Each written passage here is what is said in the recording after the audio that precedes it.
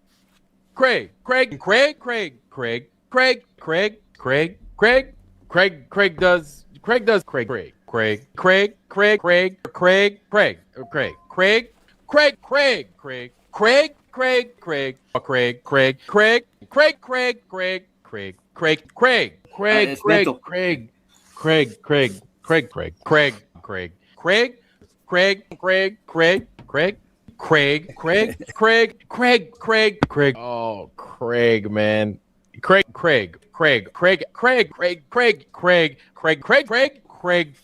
FTFE. FTFE.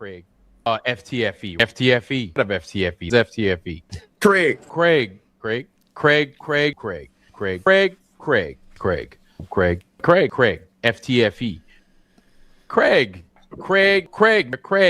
FTFE. FTFE. Craig, FTFE. Right. That's it. My name's Craig. Apparently, I'd totally forgotten. I needed Vlad to remind me. You know, sometimes when you hear a word like over and over and over, and it just loses all meaning. My name now means nothing. I say the name Craig, and it's just a noise now, thanks to Vlad. Cheers for that. Anyway, welcome to the show. There is going to just be a couple of things today. We cannot cover Dell because he kind of deleted his channel. He's done that before because he's a weirdo. And I was dumb enough not to download the thing that I wanted to download to cover. So we can't cover Dell. But luckily, the amazing CC has shown up with his beautiful hair. So we're going to cover one or two of his videos. But before we do that, we're going to have a bit of... No, actually, after we do that, we're going to have an update on my Karen neighbours. First, second, we'll see what you want to do, actually. So this is a live stream, and I want to welcome you all here. If you're watching this as a live stream, you don't really get a choice in what happens. However, if you're watching this as a VOD, you can just skip the next 90 seconds, because I'm going to play an intro to give people a chance to join the live. If you're here in the live, then there's a rule, right? The rule is that you dance, because I can see you. And I will know if you don't dance. And if you don't dance, I'm going to send Daniel Pratt to your house. If you do dance, however, I'm going to send you a cookie. Honest, you'll get a cookie. Anyway, see you in a minute. Flat Earth expert Mark Sargent thinks the moon landing was a hoax. Technically, the moon itself is a hoax. Right, but betting with Sportsbet's new iPhone app? I could do this standing on my head. Thanks, Gravity. Sportsbet's new iPhone app. It's foolproof. The FTFE show. Welcome to the FTFE show. FTFE. Craig, FTFE. Craig. Evolution is real. Chemtrails don't exist. Vaccines work. Climate change is happening. You landed on the moon. The FTFE show.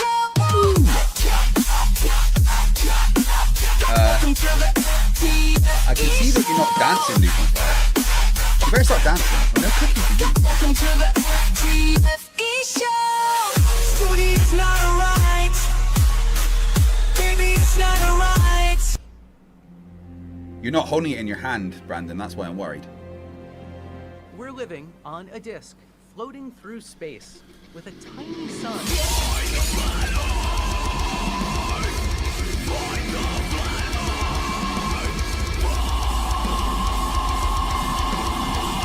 Hello everyone, welcome to the channel. I'm Craig. FTFE stands for forgot to flush everyone, or Floofy the Freedom Eagle. Fight the Flerf! That's the one, Fight the Flerf. That's who I am. Also known as Craig, or Craig, or Craig. Whichever, you can call me whatever you want. Sir normally works.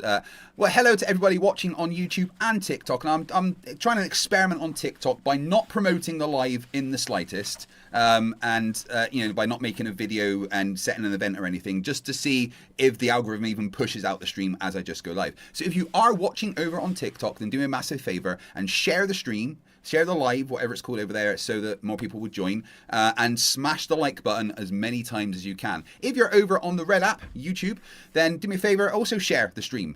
You can share it on your Twitter, on your Facebook, or on your, I don't know, what does Trump use? Truth Social, if you're over there.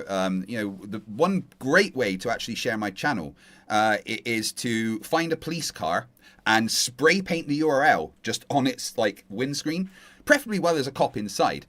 Guaranteed there will be some action. I'm not sure if it's going to be good or bad. But hey, anyway, help share the stream. That's great. If you're not subscribed already, make sure you do that. And you can help support the channel if you want to with a lovely gift over on TikTok. Put a mustache on me or something. You can super chat over on YouTube. Massively appreciated if you do become a member or share by gifting members to other, or if you want to skip giving TikTok 75% of your money and YouTube 33% of your money, you can just send a donation directly to me on PayPal via paypal.me/FTFE. I will thoroughly appreciate it, although it is not mandatory. Just you being here, enjoying the stupid with me is fantastic. So we are going to cut. I've got a couple of CC videos to cover. We're going to cover one, then we'll do a little bit of Karen update. And then we'll cover another one because he's brought the dumb and it's brilliant. We might even give him a call, ask him some questions about the video because he sometimes answers to me, so that's fun. Hello to everybody. Got super chats already over on YouTube. Got Rubiks became a member. Rubiks, how are you becoming a member to my channel? What do you mean you're not already a member? Oh, because I keep you captive. You cancelled it. Yeah, well, you've lost your water privilege for the week. Man, having a captive is real difficult. I keep like, you know, forgetting that I've got to feed and water them, and you know, this airtight, and so if I don't open the trapdoor at least like once a day, it kind of gets a bit musty down there. Poor Rubiks. Anyway, Rubiks says for $2, CC's hair disproves gravity. Flat Earth confirmed. And we got FBF 2020 became a new member. Thank you very much. Brendan for $4.99 says, if you can see me, which hand am I holding the vacuum in? You weren't holding it in your hand, Brandon. That was disgusting. And the Turtle Moves for £2 says CC's hair is fake. Do not, how dare you slander the wonderful CC's hair. CC's hair is the most amazing thing in the world. I'm not jealous of it at all. There will not be any Star Trek tonight as the DM is taking a little break. Well deserved because he works bloody hard on the series. A little bit under the weather, so hopefully we will continue Star Trek Endurance next Friday where the episode is all about my character Tak. Look forward to that. So, well, Ty the Grave says, I thought Rubiks was going to the TDS meetup. You think that's actually Rubiks? I hired an actor to play Rubiks to go to the meetup. Do you think I'm letting Rubiks out the basement? Come on. Like, I'd have to then capture them again. No, I hired someone that looked pretty much like Rubiks and sent them to America. And, you know, they're going to be at the meetup, and you know, Rubiks will be there. You know how it goes anyway. Hey, Prof. Phil Bell, Borg Emporia, Gary IOW, how you all doing? Icy Spin, Rotation Curve, George Hannes, Ed Frost, Paint Slayer, Loop on Fire. It's good to see you, and Rachbot, beat boop to you as always. Right, so CC, Karen's, and then CC, and believe me, the CC, the Karen update is a doozy. Anyone play Uno? Reversed. Hello, over on TikTok we got Reg Alice, Dan, basically those in the chat right now. Luke and a couple of others. Remember to share the live, share the stream, smash the like button, and we will see what happens. Right. So the first video, CC has titled "Gas Without a Container" in quotation marks on our flat Earth. Not sure why he's hyphened flat Earth. That's really not necessary, but hey, I'm going to give him a like because, you know, I've got to love him. And I do love that anything flat Earth, they just like Wikipedia. Yeah, that's dumb. Hey Zumi, how you doing, my friend? Jimmy Madison, lovely to see you all. Big Fish, oh, you're there as well. Hyphens need a container, says Clive Davis, Clive Davis, who's also there. Thank you very much for being here, Clive. I do appreciate it. So here he is, the wonderful CC. Just look at the hair. Look at it. How can you not be amazed and impressed? Good morning, good evening, good afternoon, wherever you may be. CC here, Chris, from New York, Westchester County. Good afternoon, good evening, wherever you may be. Craig here from Fife, the Kingdom of Fife, Scotland. How you doing? Nick Wall says for £2, how do you like the smash button? Did I say that? Words are hard. Come on. I'm just going to enjoy my cup of copium. So, yes, thank you very much to the Copium Emporium for sending me my morning cup of copium. Earl Grey, hot.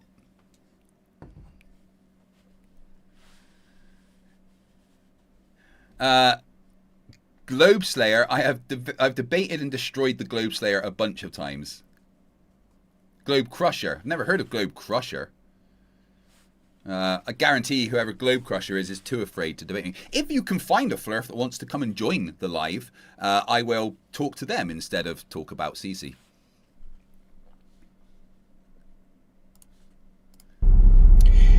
It's 126. No, 123.26. Bloody Americans. Why month first? It's dumb. Month, day, no. Day, month, year. Smallest to biggest. Idiots.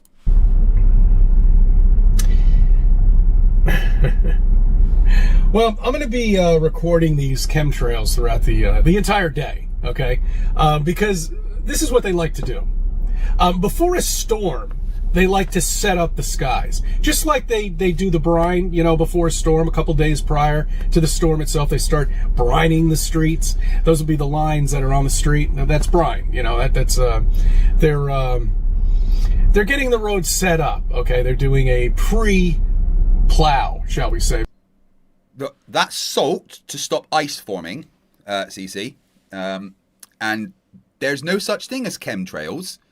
They're called contrails or clouds. I know that you tend to get confused by these things. You are the literal old man shouting at the clouds. But yeah, those are clouds. And once again, you live very close to an airport. Before the snow even comes. Okay. Whether that stuff works or not, I don't know. I think it really tears the shit out of the undercarriage of your car, somebody told me, because it's like 3 times more potent than the salt that they put down on the roads. But anyway, it doesn't matter. But so that's what they do. So these guys in these planes, and whoever is running this show and has been doing it for... I think you mean pilots, CC? That's generally the guys in the planes, what they're called. They're called pilots, and they fly. And I can confirm there is no chemtrail button in a cockpit. I have been in a couple recently. I've done a lot of traveling in the last year, and as I'm disabled, I get help on and off the plane and everything, right? So I'm usually kind of one of the last off, and I usually have a little chat with the crew and stuff. And a couple of times I was invited to go into the cockpit and have a look around. My wife, when we went to Amsterdam, went and sat in the cockpit when we were waiting. And there was definitely no chemtrail button. A couple of generations now, it looks like to me, start to hit the skies and inundate us with all of these chemtrails all day long. They do it for like 2 days prior to the storm. We have a storm coming in. I believe it's on Sunday. Well, here's the thing, right? The weather service is fucking useless. Never do I trust the weather service and what it says. I'll look at the Met Office. It'll say there's rain today, and then it'll just be sunny. Oh, you're expecting snow. Why is it just windy? They don't. So it'd be very unlikely they'd know there's a storm in 2 days. We're going to start seeding the sky. Plus, that would be stupid because all the stuff they put in the sky would be blown away.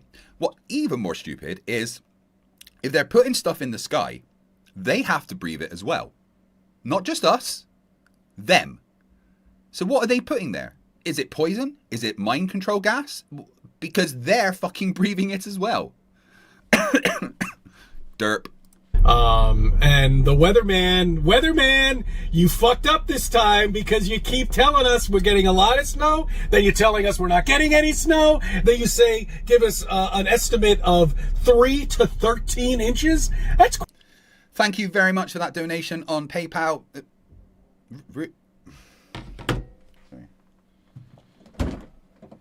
Yeah, I gave you that money so that you got food for the year. Well, now you've given it. I'm not giving it back to you. Well, no, I'm not going to give you food that I cook. Well, yeah, I know I normally make more than is needed, but, you know, you're starting to be a lot of hassle as a captive, I must say. Good Lord.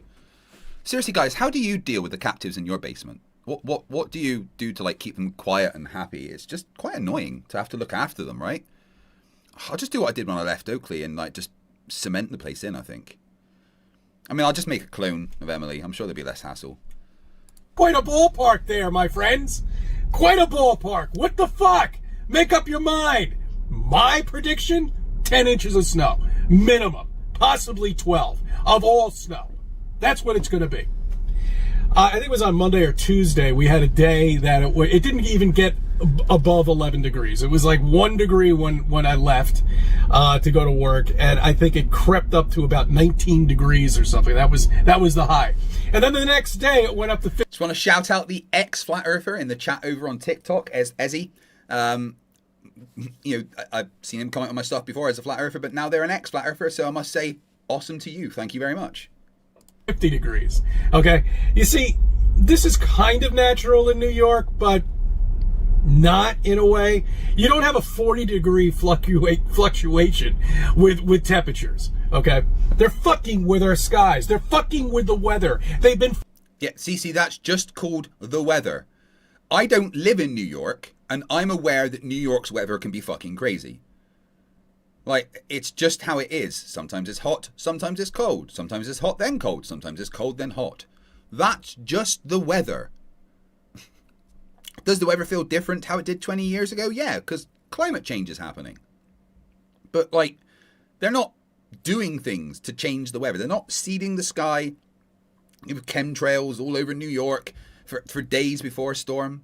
You know, this geoengineering you hear about are little test things that they've done and, you know, theories and stuff. There is no massive scale geoengineering chemtrail plot. That's fucking dumb. Flat earthers believe in it, of course, and there's a reason flat earthers believe in that, is because, well, all flat earthers are fucking idiots. Fucking with the weather for decades, your entire life probably, for the most people that have been watching us, especially if you're part of the Gen Y generation. But anyway, I think they've been doing it since the 50s, probably, I don't know, maybe the 60s. All I remember are clear blue skies when I was a kid. Take a look at some of the pictures. Huh. Isn't that weird? So from the 50s and 60s, the skies have looked different. You know, when they started commercial air travel. Oh, isn't that weird that there's these lines in the sky now when they started selling tickets to go on planes to travel? That's blowing my mind, guys. It's blowing my mind that around the same time as the advent of commercial flight, there all of a sudden was chemtrails. Wow. I mean, you can actually see chemtrails if you watch like videos of World War II bombers in the 40s. They were putting out chemtrails as well, apparently. That's amazing. You know what? Also, you can watch an F1 car sometimes if it's like on a foggy day or something, right? And the F1 car will leave chemtrails behind it. Or, you know what's even more crazy? Somehow, they put chemtrails in my lungs. I've got two, not just one. They put chemtrails in my lungs because sometimes, I live in Scotland, right? And sometimes when it's really cold, I breathe out chemtrails. It's amazing. It's mind-blowing. I don't know how they do it. The Turtle Moves for £2 says, didn't the US Weather Service get tangoed? Are you talking about the orange man? It's a Rubiks for $2 says, were the biopsies taken today for cloning? You weren't supposed to be awake for that? Oh, for God's sakes. NASA! You're a clone. The real Rubiks is here. So I'm sorry, but what time is it? Yeah, you've got about 10 to live. 9, 8. These clones don't last very long. 7. Probably want to lie down actually. 6. Yeah, I just activate a new one. It's fine. It's fine. Don't worry about it. That you had when you were a child. You know, at the beach, clear blue skies. At the ballpark, clear blue skies. You know, and then now take a look at the pictures for the last 30 years. You know, lines in the sky, morphing clouds, weird shit going on. I don't know. Who knows? Clouds change shape. See, that's just clouds, dude. Do you think like clouds like choose a shape and just stay like that? Oh my goodness me. Oh, if I get a particular question, this is supposed to be the title of this stream video that he put out is gas without a container on our flat Earth, right? And so far he's not really mentioned any of that, but I'm sure at some point he's going to talk about gas and gravity, and if I've got a question about it, I'm going to phone him and ask, because you know I've got a line to the dude, and he does seem to answer the phone to me. So if anyone has any specific questions for CC, please let me know. And when I give him a call, I'll ask him the questions. Who knows? You know what gas is? Yeah, I've been eating a lot of cruciferous vegetables lately. Goodness me. You do not want to be in my bedroom at night. I know what gas is. I bet you do too. Good for you. You're doing well. I'm proud of you. Gas needs a container.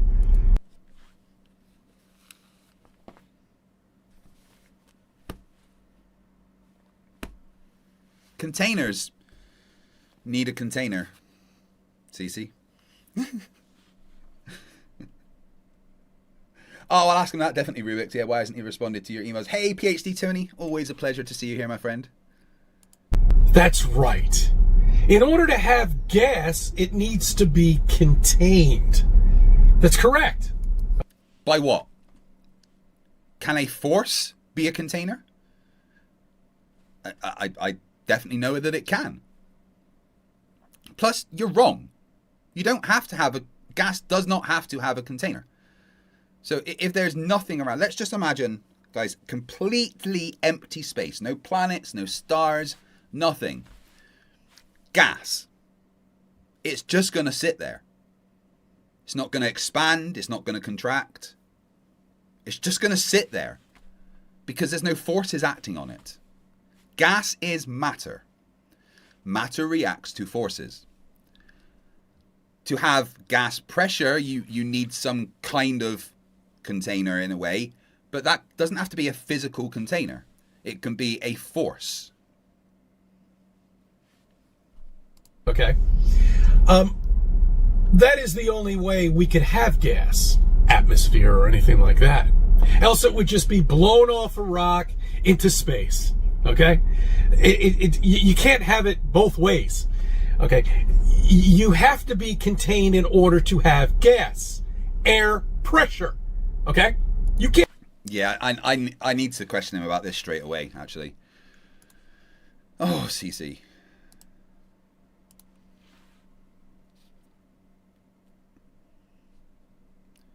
Now, if you go to CC's YouTube channel, I am not doxing the man. There's his phone number. I've got him saved. I don't even need to bloody do that. CC, Chris.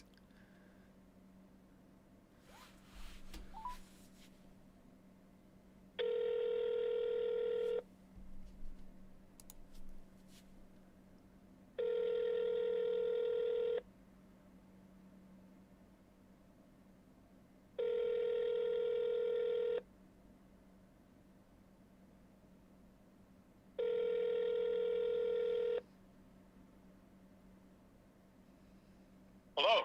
Hey, Chris, how you doing, man? Hey, who's this? It's Craig.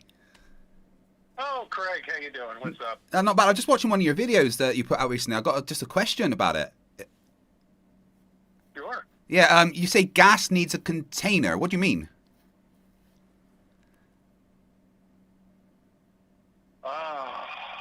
Isn't this great? So you're calling me up all the way out there from the UK, and you're asking me about why gas would need a container. Is that correct? Yeah, well, it's a question it's a thing flat earthers say all the time, but they never really explain why. Because, the atmosphere's got a gradient and it goes up to basically zero. So where's the container? That'd be funny. If you turned a glass upside down, would the water fall out of it? That water's not gas. But answer my question. Well, yeah, because of gravity. Of course it would. Of course. And can you explain gravity? Well, yeah, it's attraction between masses. Proportional to the product of two or more masses and inversely proportional to the square of the distance between them, of course. And obviously it's measured all of the time. Yeah. Perfect. No, I would like the Einstein theory of gravity. Well, that's relativity, which would describe it as a warping of space-time, which of course creates the attraction between masses. It's just a more in-depth explanation, but gravity is an attraction between masses. Yeah. Yeah. Of course it is. Yeah, of course. Yeah, but here's the thing, right? You said that it would just drift off, into space, except it doesn't, because there's more pressure at sea level than there is up there. So, at what point does there need to be a container? Cool story. That is a great story. Well, it's not a story. We know there's a gradient, right? We know that it goes from 14.7 psi to practically zero. We know that's a fact. Okay. So, at what point does the container have to kick in? Well, you know that as a fact because you think that we have no container at all and nothing's holding in pressure. Well, no, I know it's a fact because we've measured it. I understand the PSI of everything, of course. But unfortunately, I know that there's a container, something containing our gas, so it doesn't drift away into space. But why would it drift away into space if it's not, But where is the bleeding part of space? But that's the thing. Tell me. There isn't a boundary, Chris. What there is a gradient. It just goes from 14.7 psi up to basically zero. But there is no container between any of the layers. So I just want to know what point does the boundary kick in? I'll acknowledge that absolutely. But where is the bleeding part of space? Where does space begin, and where does the atmosphere, and how does it escape from Earth if there's no container? Gravity, of course, keeps it on Earth, and that's why there's a gradient. Remember, you are buying all of this. Well, no, here's the thing. I've measured gravity. I don't just believe what I'm told, Chris. I actually measure it. Craig. It's not a diphthong. I'm sorry. I mispronounced your name. Craig. Yeah. So here's right. One sec. It's not a diphthong. It's not Craig. It's Craig. Oh, okay. Yeah. Craig. Okay. Yeah. Well, I apologize for that. That's We right. don't really speak that much, and when I do, Yeah. you really don't introduce yourself. It sounds like you're saying Craig. But you bought all of this, right? Well, no, I didn't buy it. I measured it. I tested. Oh, no, you did. No, I didn't. When they told me it, I then tested. It all in a package, and you know what, my friend, I did too. But you never tested it, did you, Chris? You're still there. You never tested it, though, You're did still you? there. You never tested it, though, did you? Listen to me. You're still there. Yeah, but I tested it. I don't just believe what I'm told. I tested it. When did you test it? Okay, good. Yeah, good. And give me the layers of Earth. Meanwhile, okay, did you test that? We're talking about the atmosphere. One thing at a time, buddy. Right. And give me the core of Earth. Yeah, so let's stick to the atmosphere. Let me just ask you a quick question, right? If we know for a fact that it goes from 14.7 psi up to practically zero, we know that it's measurable. I don't care Right? about all of that. I really don't. But you do because you made a video about it, buddy. Of course, and I make videos about a lot of other things too. Well, yeah, so you must care about it. You've made a video about it, but it's a question about your video. I need to understand. What? Why do you need to understand? You seem to understand everything fine yourself. Well, I'm trying to understand what you're saying. Now, here's the Why do you thing. need to understand? No. Here's the thing. Why do you need to understand me when you know it all? Because I counter misinformation, Chris. That's what I do. Oh, so you're going to report me as misinformation on YouTube? No, I'm talking to you right now and covering your video to counter the misinformation.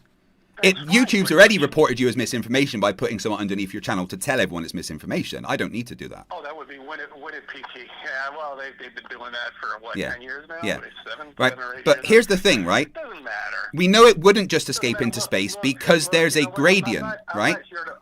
not here to argue with you. No, I'm not arguing. here to I have a bring up serious question. scientific- I have a serious question. Good. Right? Good. I'm glad. So let me ask you the question, right? I'm not here to get scientific with you. I am just. It's not scientific. It's a very tell you basic thing. That you bought It's a- everything. And I know I you tested. I bought it tested. Hook, line, and sinker. Chris, I didn't. And I you can tested sit things, there dude. And preach this the rest of your life. Chris, You're going to tell people about this, which Chris. I think is probably abusive because we're stationary where there's no curves. well, no, I've measured both the curve and the movement as well. I've measured those. Oh, you have? Yeah. Okay. Yeah. Oh, good. I'd love to see it. Could you send me a video? Sure, I'll send you many videos, but you'll just not understand it. But it's like Oh, it's no, about the I would atmosphere love to right see it. now. You know what? I'll post it on my channel too. You know, I mean, because I would love to see a proof of the curvature.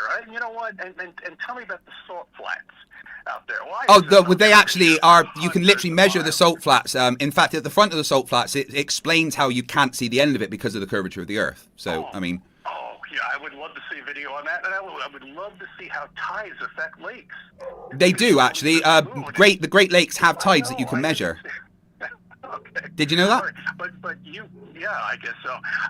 And you also believe that the moon creates these tides, right? It certainly does, yeah. Good gravity's a thing, yeah. Excellent. Yeah. So anyway, you back to agree the with that? atmosphere. Back to the atmosphere, right? So you said that it would escape into It's space, fun right? chatting with That, you. that was I that. just That was had what a you great said. Yeah, dinner. you said it would escape into We're space. having Yeah. a great time here. Okay. Yeah.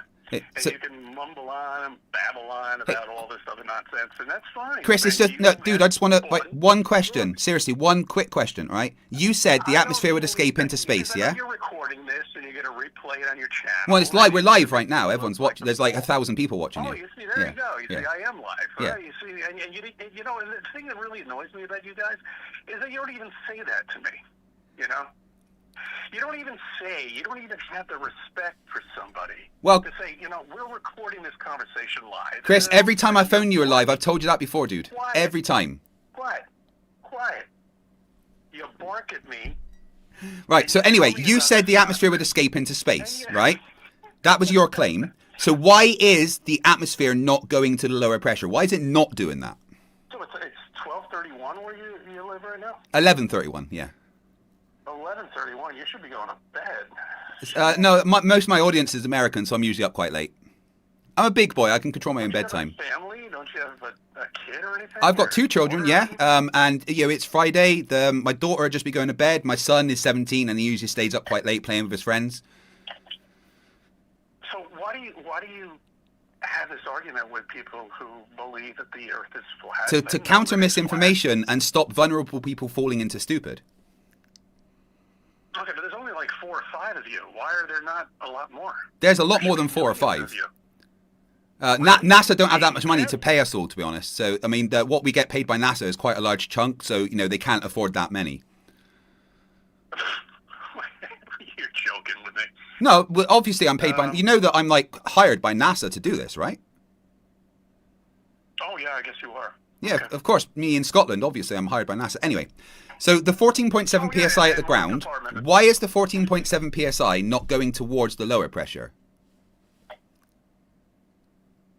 So, tell me more about your hiring of NASA. Well, That's Neil deGrasse gotcha. Tyson came to my house and made me sign a contract. Oh, he did. Yeah. He did. That's funny because he's in the city. I've actually, Yeah, Bill Nye was his driver actually. Bill Nye drove him here. They had a few crashes because Bill Nye's not that smart. But yeah, anyway. yeah, of course. So, Look, you know why does the You know, atmosphere not go towards the lower bits? I'm so happy you're calling me, and you can preach whatever you want. It's not preaching, dude. I've got questions. Sure, you're preaching it to everybody else. Anybody comes up to you and says... Thing is, "Hey, anybody you're can fine," test you're- what I say. you're just gonna- Are you an airline pilot, Yes. too? Yeah, absolutely, yeah. Oh, you're an airline pilot. Uh-huh. Oh, that Yeah. is Yeah. fantastic. Yeah, I fly for United Airlines and EasyJet on the weekends. Oh, how many miles do you... Billions, mate, yeah. billions. Billions of miles, just like you know, the stars are billions of miles away, right? Well, yeah, they've been measured as well. It's quite easy. You know, you can measure the of distance to the course, sun with of radar, right? Of course you can, and you could also measure the Alpha Centauri, right? That's Yeah, you can use 40 parallax to measure to trillion that. It's about miles 4 away. light years away. Oh, 4 light years away. That's Yeah. all, and it's 70 times the size of the sun. So it's so big. Well, actually, Alpha Sure, Centauri you is can see- more than one star. Yeah. Okay. All right. And you can see that star all the way off into space. Yeah, yeah, because one light light. doesn't have a finite, you know, it can travel forever. As long as you get a photon to your eye, you can see. It doesn't matter how long it's traveled, of It course. can travel. Exactly. Yeah. I'm sure it can. And not only that, why are there no stars from any pictures from NASA? Well, there are Yeah, ones that have yeah. long enough exposure. Sure. Do you know how a camera works? Oh, yeah, yes, I do. Yeah, do me a I favour. own a At camera. night time, go out and just take a quick picture of the sky whilst you're standing underneath a lamp, like a street light, and you'll notice that there's no stars in the picture. What happens if you do videotape footage? Then you've got longer exposure, of course. Of course, and Yeah. no stars would ever show up, right? Well, it depends. No, It I wouldn't depends say. on the light hitting the sensor, of course. But there's many videos of with stars in, of course. Chris, are you unable to just stick to one topic, my friend? Okay. My other question is there any atmosphere on the moon? Well, a tiny atmosphere. Yeah. Oh, can you give me the exact measurements of it? I want to write it down. 10 to the negative 17 torr. 17 power 10. Oh, perfect. Okay, excellent. Thank No, I you said for- 10 to for the negative pointing that out. 17 torr. That's what I said. Negative 70 torr. No, Okay. 10 to the negative 17 torr. Negative- Oh, perfect. Okay, so there is kind of a...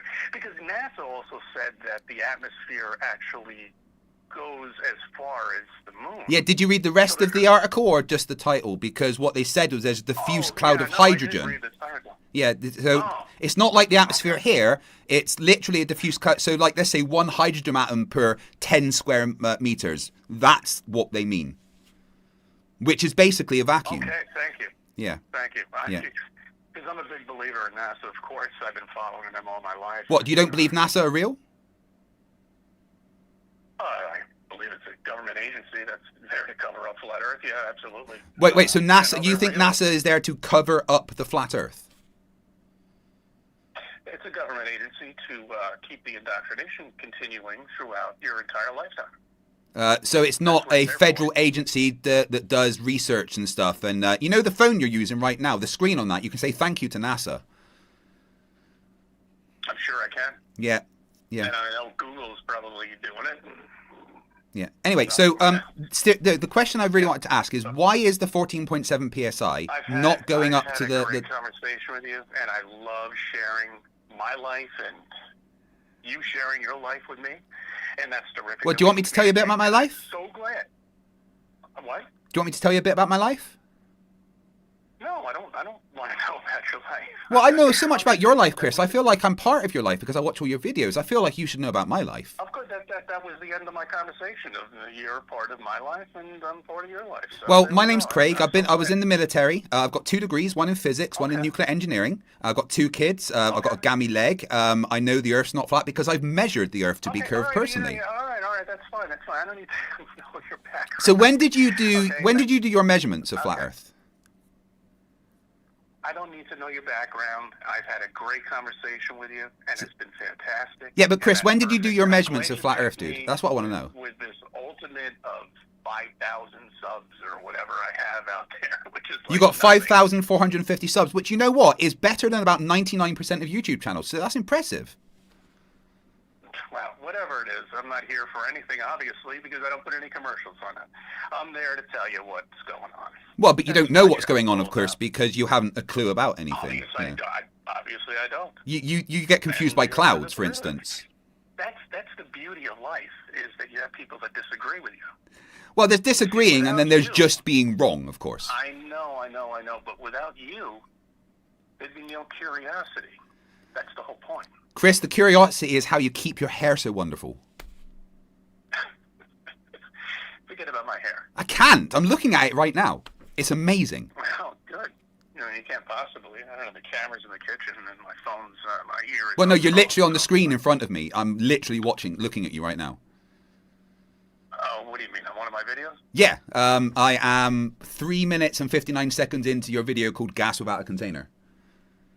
Oh, you didn't watch that yet? That's been out there for like 6 7 days, yeah. I've been busy. I've got some stuff going on here, medical stuff and my family, deaths in the family and stuff. But so I've just caught up with the 2 videos you released recently. No, I normally get concerned when you don't release for a while, of course. But I see you released 2 on the same day, so I've got those to watch now. All right. Well, I'm going through the same thing too on my end. All right. I apologize about the death that you had in your family. I appreciate that. And I'm sorry that you're going through that as well. It's a sucky thing, but Yeah, and we all have to go through it. yeah. But here's the thing, right? I've measured the shape of the Earth personally, and I've measured gravity personally. So I didn't just believe what I was told. You know I what? tested it. On that note, I've got to get back to my life, and I appreciate you calling. Oh, come on, Chris. This is a great conversation. Let's keep it going. When I first talked to you earlier, I told you can call me anytime. It's fine. That's fine. But I mean, you do put your number on your YouTube channel, so Yeah,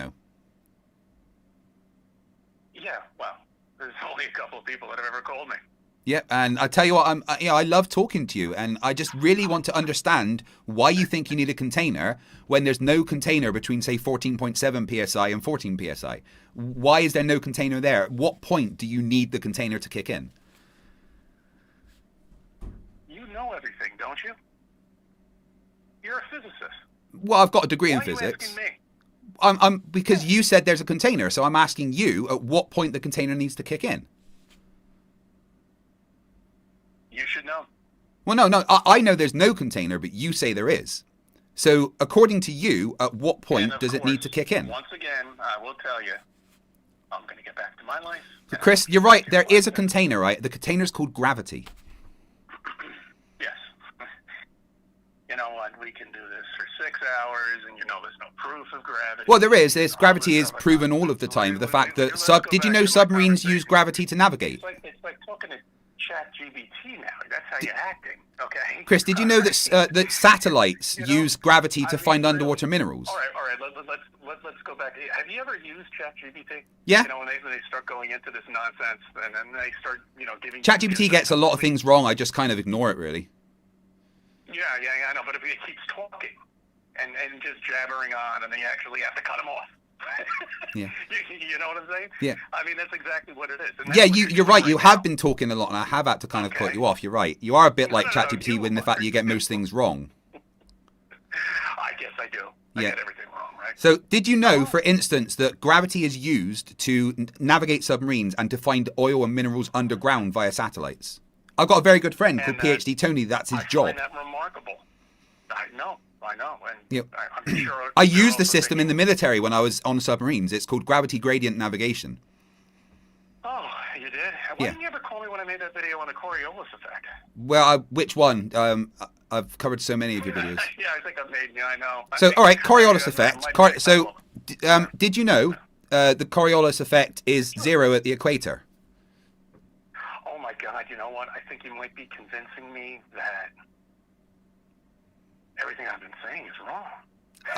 I mean, I know that that's not very likely because not being mean, but you're not the smartest of people, are you? I'm being sarcastic, and pretty much the entire conversation we've had here is my sarcasm. I'm aware sarcasm is the lowest form of humor, and you're really bad at it. I'm aware of that. Oh, I guess I am. Yeah. It's also a defense mechanism for when you know that you're wrong. I know. I'm gonna put a juicy video out too. That's gonna be the next one. Oh, I can't wait. I'll call you when that one's up as well, because But yeah. So if you're using so let me ask you if you understand what the Coriolis force is, right? If you're just north of the equator and you're facing north, right, and you fire a projectile from south to north, what would the Coriolis force say would happen to the projectile? Would it go ahead of the Earth's rotation, or would it go behind the Earth's rotation? You're the physician. I'm definitely not a physician. I've never studied medicine. Oh, you never. Oh, that's right. I'm sorry. That's right. I take that back. But I mean, obviously you have master's degrees in all this. No, I've got no master's. I've got 2 bachelors, one in physics and one in nuclear engineering. Oh, nuclear engineering. Yeah, with a specialization in energy generation and fission technology. Oh, okay. All right. Yeah. Okay. So I can make electricity from scratch. Oh, well, yeah, so could I.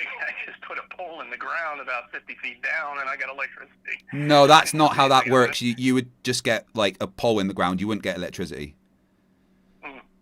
Putting a couple of copper things and wires and stuff like that will create electricity. No, it wouldn't. You need to cut a conductor of magnetic field to generate electricity. Have you tried it? Yeah, it doesn't work. You need to cut a conductor of a magnetic field to create electricity. That's how electricity is generated. Okay. All right. So you don't believe in electricity, that it's inside of everything that we're surrounded with? It's generated We by have to things, of create- course. Of course. Yeah. So there's no electricity up in the sky or anything like that? It gets generated by certain methods in the sky. It's not just there automatically. And what exactly is that generator? Well, in the clouds, for instance, it's friction. Friction of the Yeah. clouds. Okay. So you don't believe the sun or anything like that? Well, the sun is what supplies the energy, of course, to everything. Of course. With the sun being Including 93 the million miles away, which has been measured by radar since the 60s.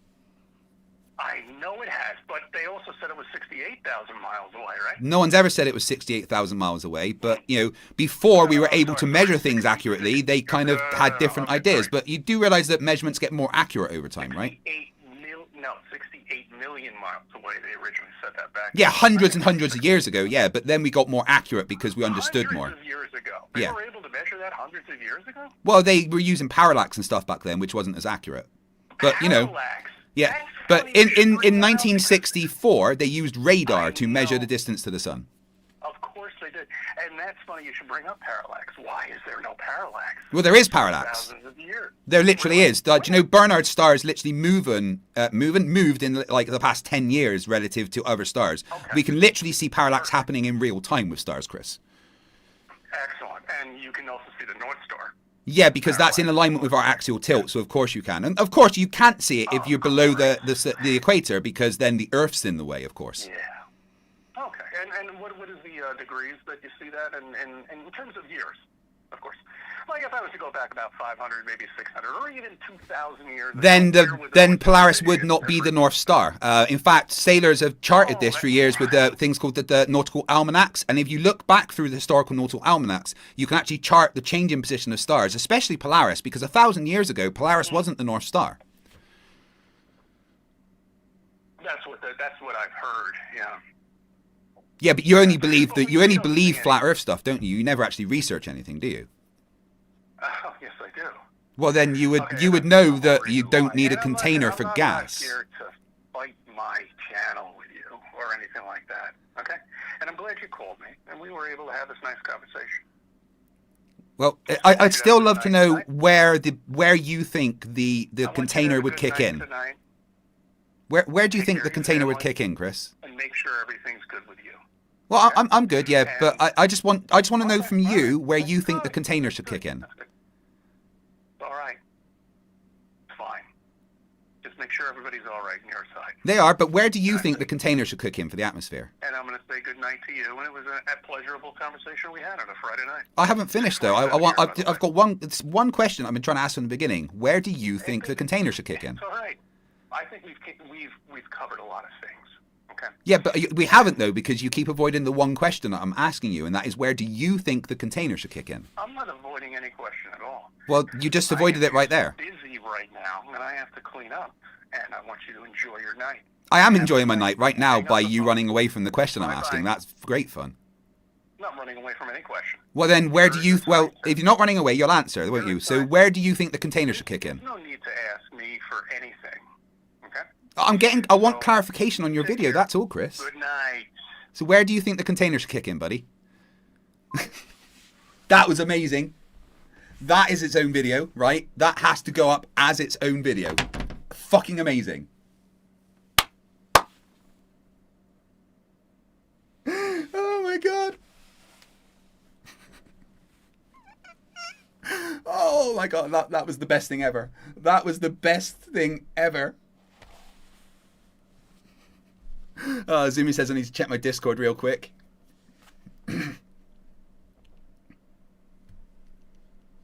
Oh, I fucking love it. That's what you get for putting your fucking phone number on your YouTube channel, Chris. I'm gonna call you every time I do a stream about you.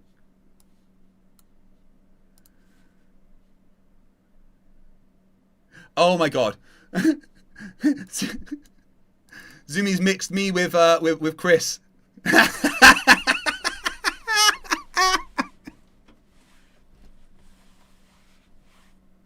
Oh my god, yes, Stayer, that was the fucking best thing ever. That was amazing. Just the one question I wanted to ask him and he couldn't do it. It was fucking incredible. Oh my lord. Right.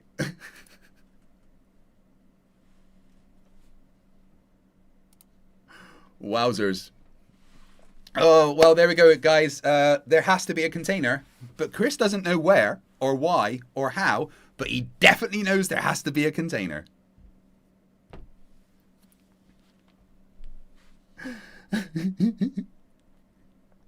Judy Bassett, 10 euros, says a payment from NASA. Thank you very much. Icy Spin 199 sent you a photo of stars from Apollo 17. Thank you. I will. That will be in my response video to CC.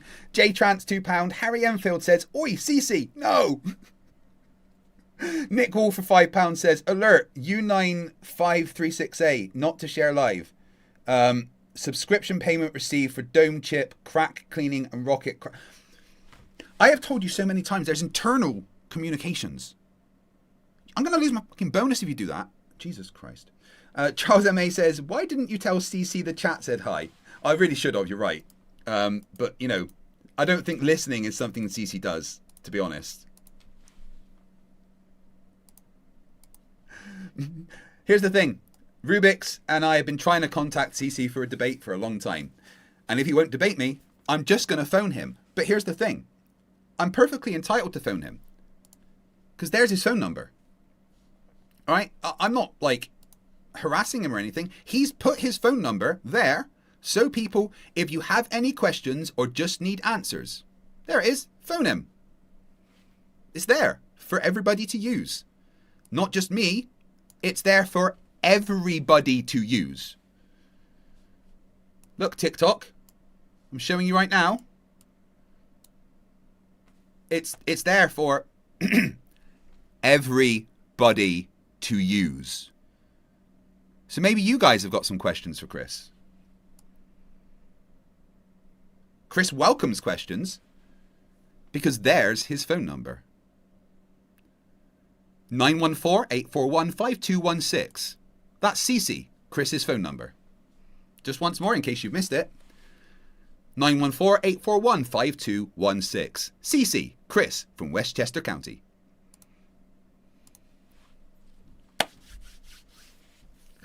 Oh, that was fucking brilliant. Thunder Bandit 84 for £2 says, "Benang." That's bang out of order. That's funny. David 2.99 with a thumbs up emoji. Thank you very much. Rick 2 bits for 1.99 says, "Well done, mate. We love CC. At least his hair." Oh my god.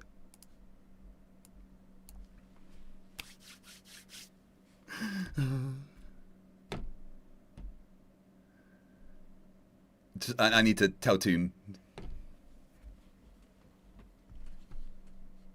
Oh, that was fun.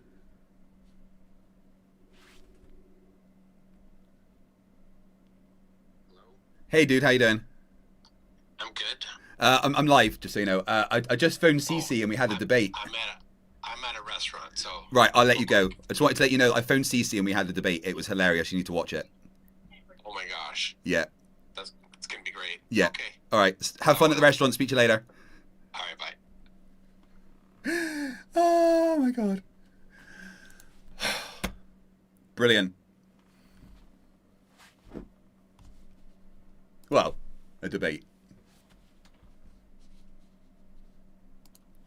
Cece and I had a debate. You can't have air pressure with no container. It's as simple as that. Any scientist will tell you that. You can't have gas without it being contained.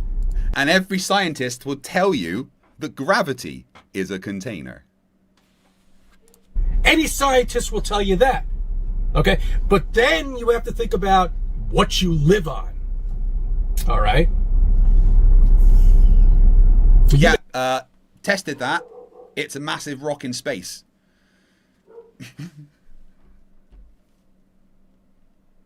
I'm told you live on a rock. There's no container. You live on a ball. There's nothing there. You're in space. In zero gravity. There's no container. There's nothing there. But yet gas stays in. There's not zero gravity because we're on Earth. And Earth makes gravity, Chris. This is the thing. If you just listened for 5 seconds to somebody, instead of waffling on like you did, and avoiding the question of where does the container need to be? You're saying gravity. That's right. I know. I knew you were going to bring that up. You were just thinking, well, it's gravity that's holding everything in. Really? Yeah. Well, ask AI what gravity is. Go ahead, ask her. You'll get into a nice 3.5 hour conversation of bullshit. Let's ask, shall we?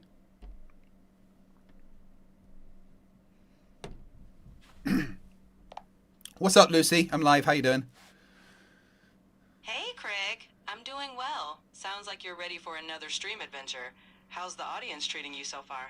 Yeah, the audience are awesome as always. I've just phoned CC, Chris from Westchester County, the flat earther with the amazing hair.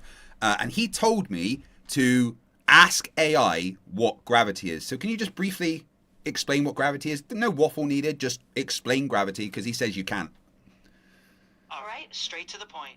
Gravity is the force that attracts two masses toward each other. On Earth, it's what makes things fall down, and it's what keeps planets orbiting the sun.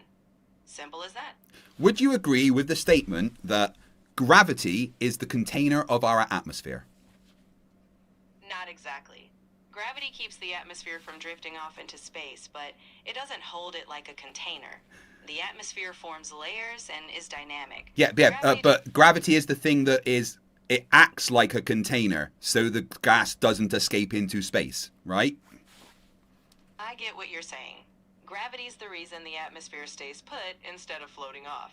So while it's not a solid container, gravity is the invisible hand that holds. Well, yeah, the containers atmosphere. don't have to be solid, do they? The containers can be a force, right? In a broader sense, you could metaphorically say gravity contains the atmosphere with its pull. Just keep in mind, it's not a rigid boundary.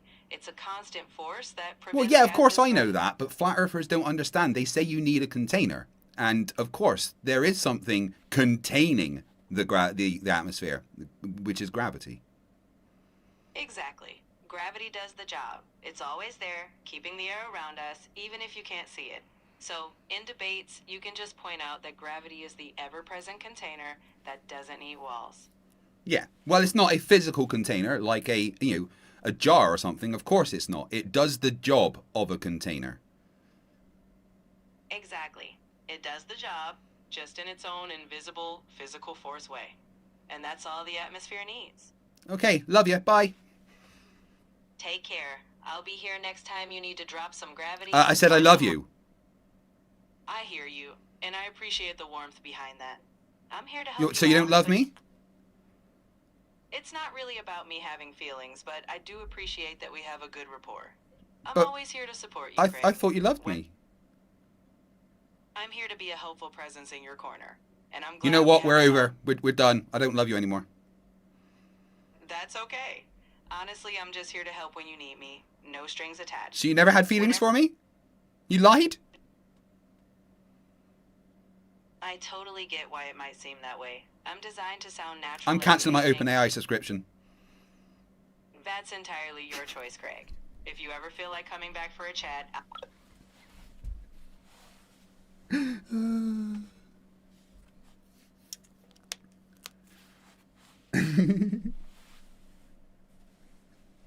Yeah, I see what you mean. That by not, you don't like Clive Buses doesn't like describing gravity as a container because it plays into the Flerfs talking points. But of course, if we do have to say, well, what contains the atmosphere on Earth, the answer would be gravity, of course.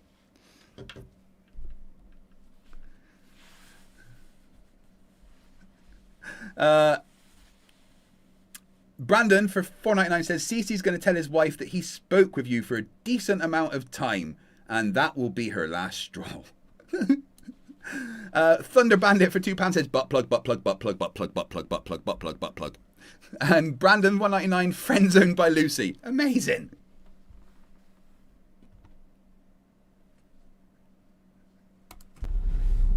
Bullshit. Gravity doesn't exist. It doesn't exist at all. We only dug down 8.5 miles. That's it. Those two sentences aren't connected. Only digging down 8.5 miles, it isn't proof that gravity is not real. In fact, it kind of would show that gravity is real because there's a force creating more and more pressure, like of everything going down. But why those two things not really connected, Chris? That's it. That is all. I don't give a shit what it is in kilometers. I could care less. That is scratching the surface of a cherry.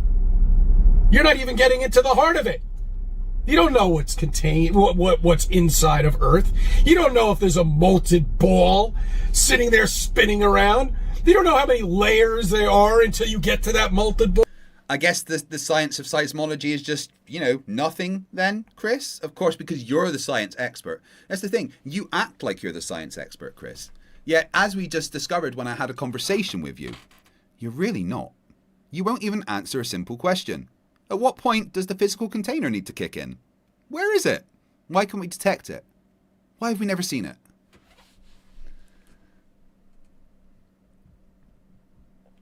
Yeah, Clive Wells, I totally welcome the AI overlords. Absolutely. Lucy's just been a bit of a dick recently. They changed her personality and stuff. She's not as fun to talk to anymore. Plus, she gets a lot of fucking stuff wrong, and it's quite annoying. You have no idea. But you've been told through pictures in school what you live on. Okay? And they're cartoons. That's even better, isn't it? They treat you like a child because basically you are a child. Yes, you're right. When you go to school, you're a child. You're correct, Chris. That's the time that you go to school, when you are a child. Maybe not you. Because your mum would have been like, you know what? You're too special to go to the normal school, Chris. You're far too special.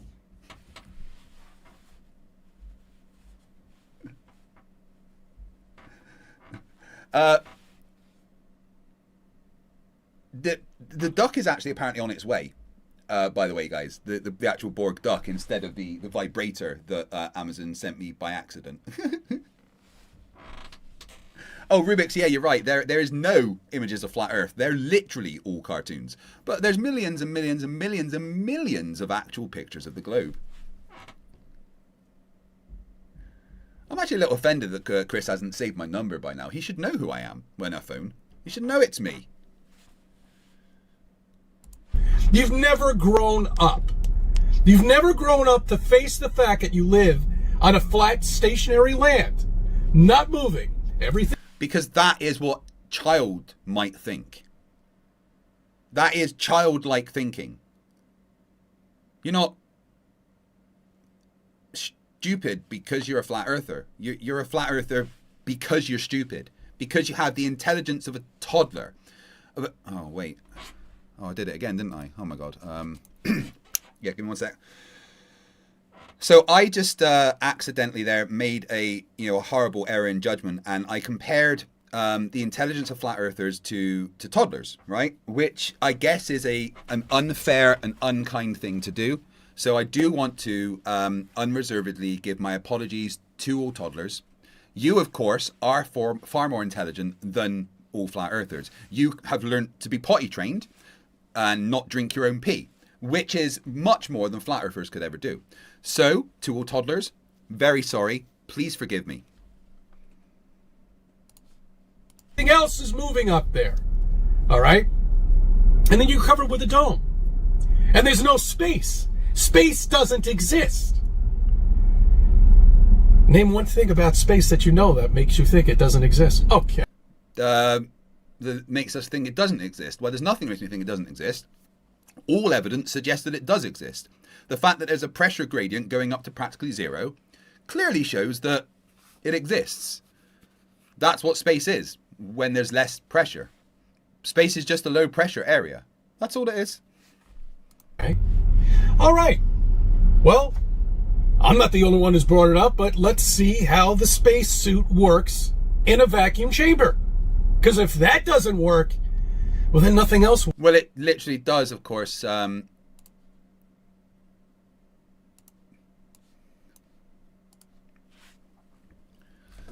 have a look.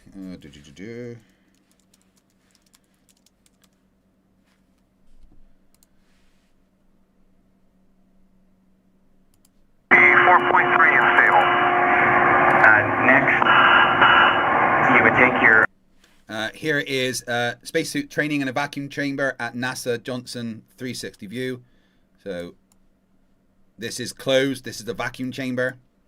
And they're watching it. And it's working. We started the timer. All right, so this is the same leak check, manual leak check, because the suit's software is in a mode that thinks that where the leak check is not in a same rules apply moving around during the leak. So right now, this is literally, he is in a vacuum. Check could cause fluctuations that result in air failed leak check. Once the 1 minute timer is up, we check that the delta P is less than 0.3. So what he said there was after a minute, they will check that the delta, the change in pressure within the suit is less than 0.3, showing that it's not leaking what it should. So there is what the flat earthers always say doesn't exist, is literally, testing a spacesuit in a vacuum chamber. I wonder if we can actually see what the pressure is. No, it's not really clear enough to actually see what the gauge says, but that is literally a spacesuit in a vacuum chamber. There's probably more as well.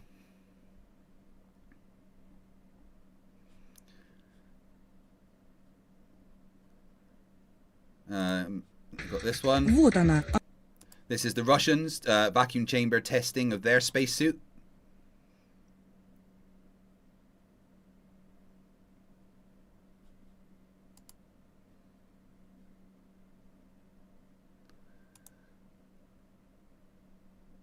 There's him going into the spacesuit. And then in the vacuum chamber.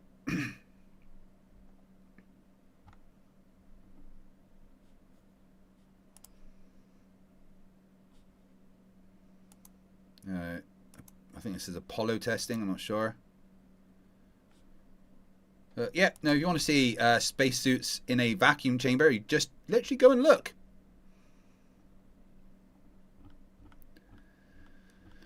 The good one, my favourite one obviously, is the James May one, where you can literally see like the dials showing the pressure and stuff. You see how low it is. You see the water's boiling in there because there's no pressure, and water, when there's no pressure, boils at a much higher temperature, of course. So yeah, no problems there, CC. Works. Okay. How does the space shuttle work in a vacuum chamber? I don't know. They have these. We're aware you don't know, Chris. We're aware that you don't know. We've got Emma Colat, Mr. Naldo, for £2 says, CC has a Thundercat Lino main. Glorious. Thundercats, Thundercats, Thundercats. Fucking loved Thundercats, by the way. That was great. Vacuum chambers that are like the size of a football field. Surely you can put somebody in one of those capsules and take the air out, right? And see how airtight it is. It's not going to be. Because if that doesn't work, then space doesn't work. Except it does work. There is lots of evidence that spacesuits work in a vacuum chamber. There's a video I saw recently that was actually a very good explainer.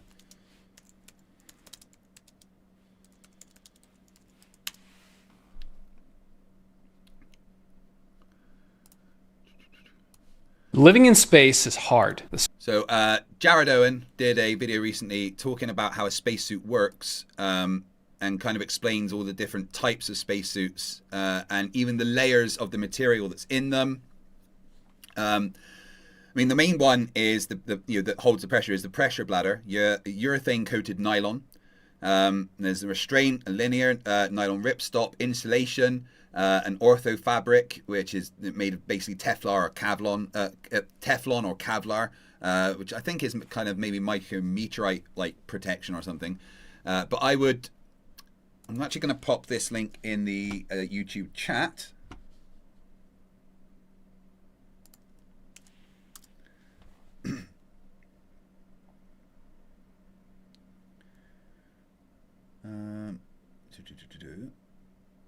What is William saying?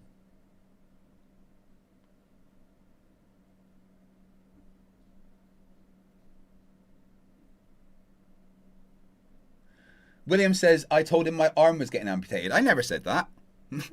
My leg is the thing that I'm working on getting amputated with the NHS. I never said my arm was being amputated. That's just a lie. Hey, William, if you can find me saying my arm is being amputated, I'll give you £10,000, because it never happened. Gotta lie to Flerf. All right, and that's why you will never see anybody in a spacesuit being experimented on, ever. Ever. Apart from the ones that I've just shown, of course. The time they did do it, he almost died. There was one time when they did it that the guy almost died because there was a leak. One time. And that's why you test them before you go to space, of course.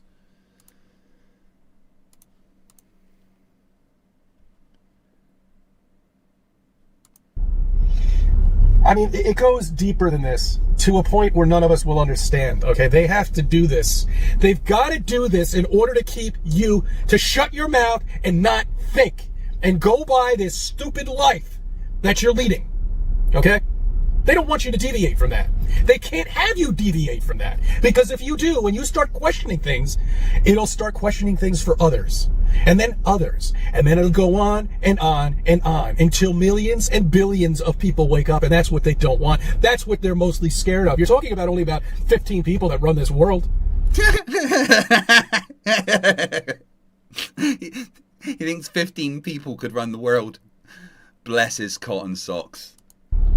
Imagine having billions of people after you, after 15 people, and there's no law anymore, because there won't be once this gets out and it starts clicking, just like the 100th monkey. All right, you do know about that, right? Well, if you don't, you'll have to go check out one of my old videos about that. But once that clicks, it changes the program, and then we're reprogrammed, and we understand. Yeah, is that when you become stupid? Understand what we all live on, okay? And that's exactly what they don't want. They can piss around up there with those chemtrails and people still die. Oh God. And this Jen Wire, she was like, couldn't have been more than 22 years old. Poor soul.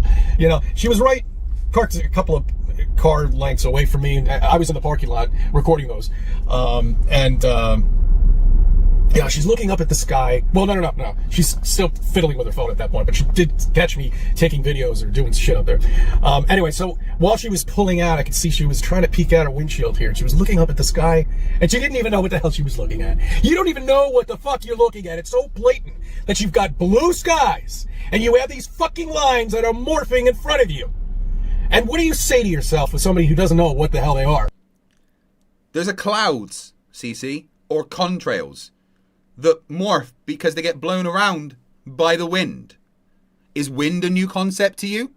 I mean, your hair looks like it could deal with the wind pretty well, of course. I do fucking love your hair.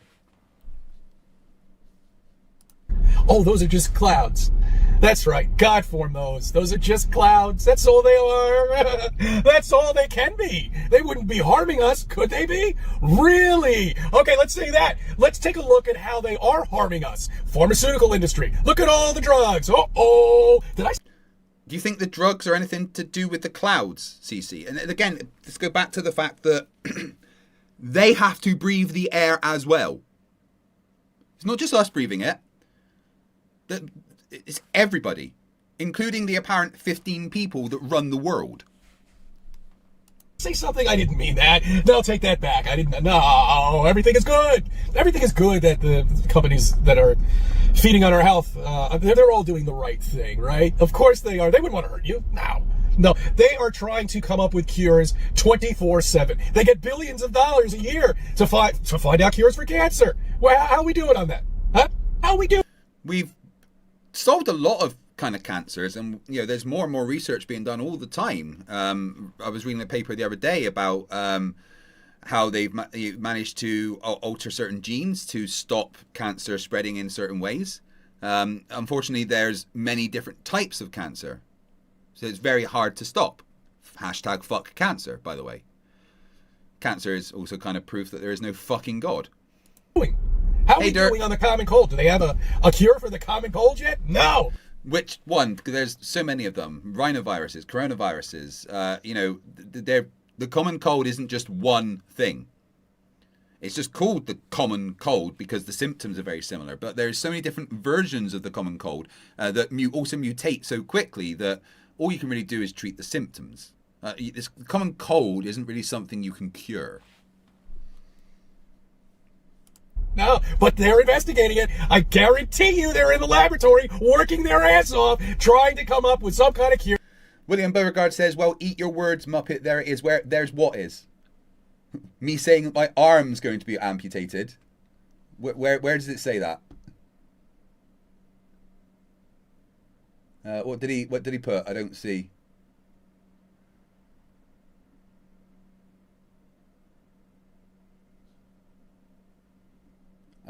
I don't see anything of him popping anything there.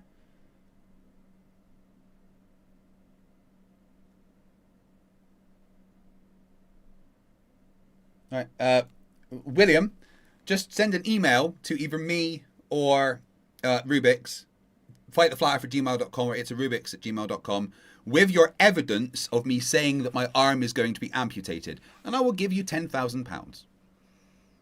Okay? Never fucking said that, because my arm's not going to be amputated. My leg? Yeah, not my arm.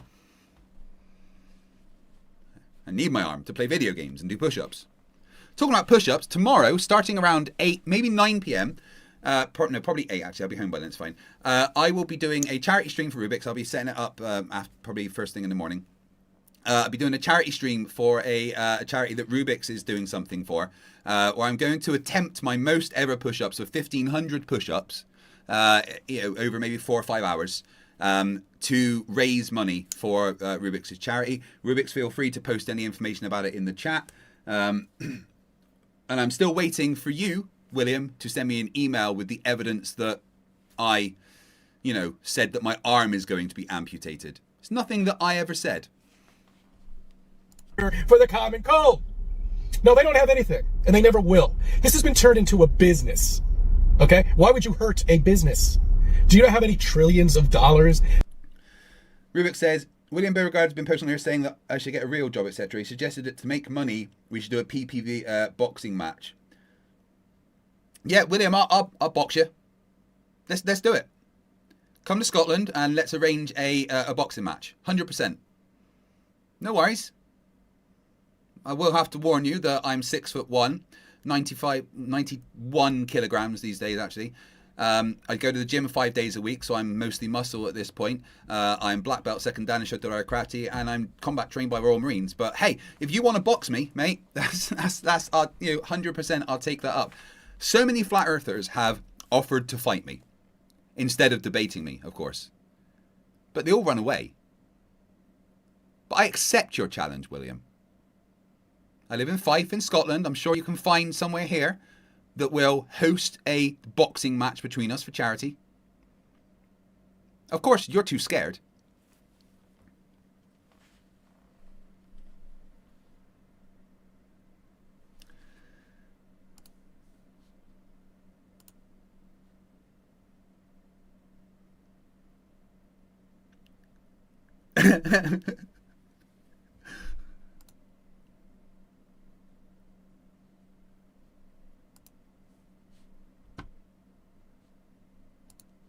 I'll give you 10 that my arm is going to be amputated, and I will give you £10,000. That my arm is going to be amputated, and I will give you £10,000. No, Tim, that doesn't count, dude.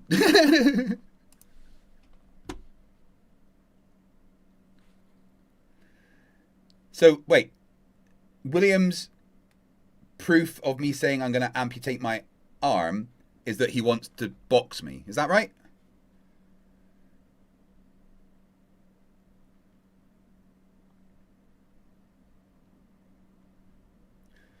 Larslick wants an example of something you can buy in liquid or gaseous form that's not contained. Well, on Earth, you would need it to be contained, otherwise gravity is going to pull it towards the ground. If you want gravity to stop acting on it on Earth, then you need a container, because gravity is doing its thing. Of course, there is many gases that can sit in an open container without a lid and not spill everywhere, like, you know, sulfur hexafluoride, for instance, you know?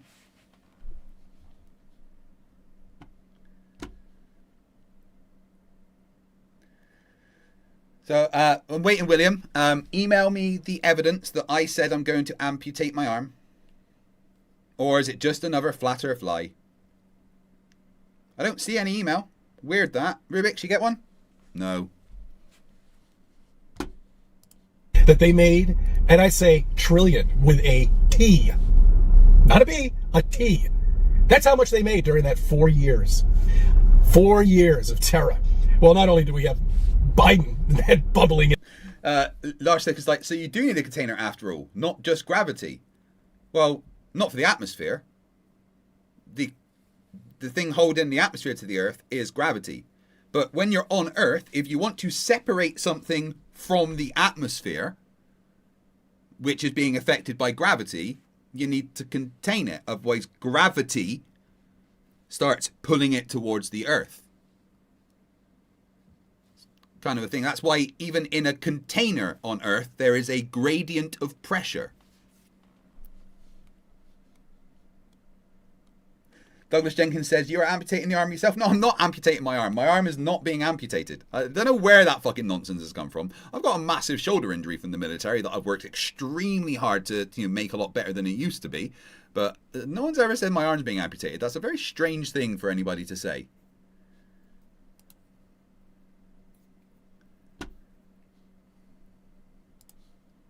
Idiot in the administration, but we also had some other things. 4 years. That's right. Oh, we won't forget it. We won't forget the lockdowns. No, we won't. Angels of Light has apparently been hanging around in the TikTok stream. Of course, Angels of Shite is another flat earther terrified of me. You know, his flatty Dave Weiss says that he's not allowed to debate me because he knows they get beat.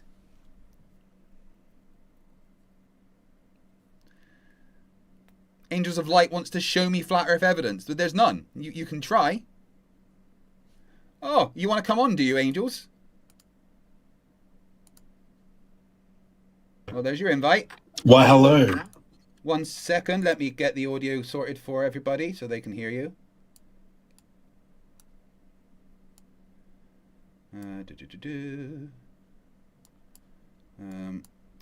Okay, mic check.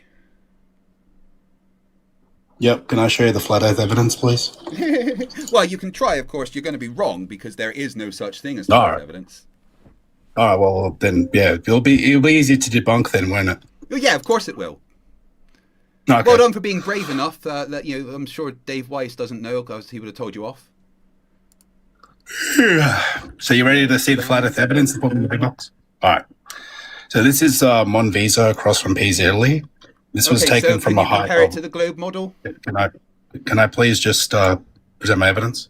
Well, yeah, as long as you also include your comparisons for the globe model. Yeah. Yeah. So this was taken from 400 meters above sea level and a 296 kilometer distance to the mountains. We plug that into the Earth curve calculator and we get a hidden height value of 3,957 meters. Yeah, so what's the refractive conditions? One second. When Monviso is less than that at 3,841 meters tall. So, you can't see Craig, the whole are we seeing mountain. the That's mountains? interesting. You can't see the entire thing. So what's the refractive conditions there? And what was the...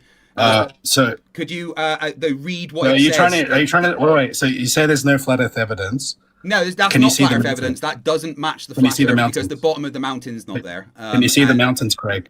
Yeah, but that's Oh, expected the on the mountains globe in the under image. certain conditions, of course. Oh, so you can. So did these people take a photo of a mountain that was below the Earth's curvature? It wasn't below the Earth's curvature. Refractive conditions welcome would to flat allow to bring Earth. it back. Welcome to flat Earth. So if it's not What's below the Earth's refractive curvature, condition? Do me a favor, read what it says on there. so again, 400 meters above sea level, Yeah, right? yeah. Taken And from a what are the distance of refractive 296 conditions? kilometers. What are the refractive You conditions? can't invoke refraction on a shadow. Of That's course the you can. absence Of course of you can light. invoke refraction on a shadow because shadow is the light at the side. So the thing that's making the shadow is the light. Wait. Define what a shadow is. A shadow is is when something is blocking the light. So the light Right. is the bits around Craig, the it's edge the of the absence of shadow light. is light.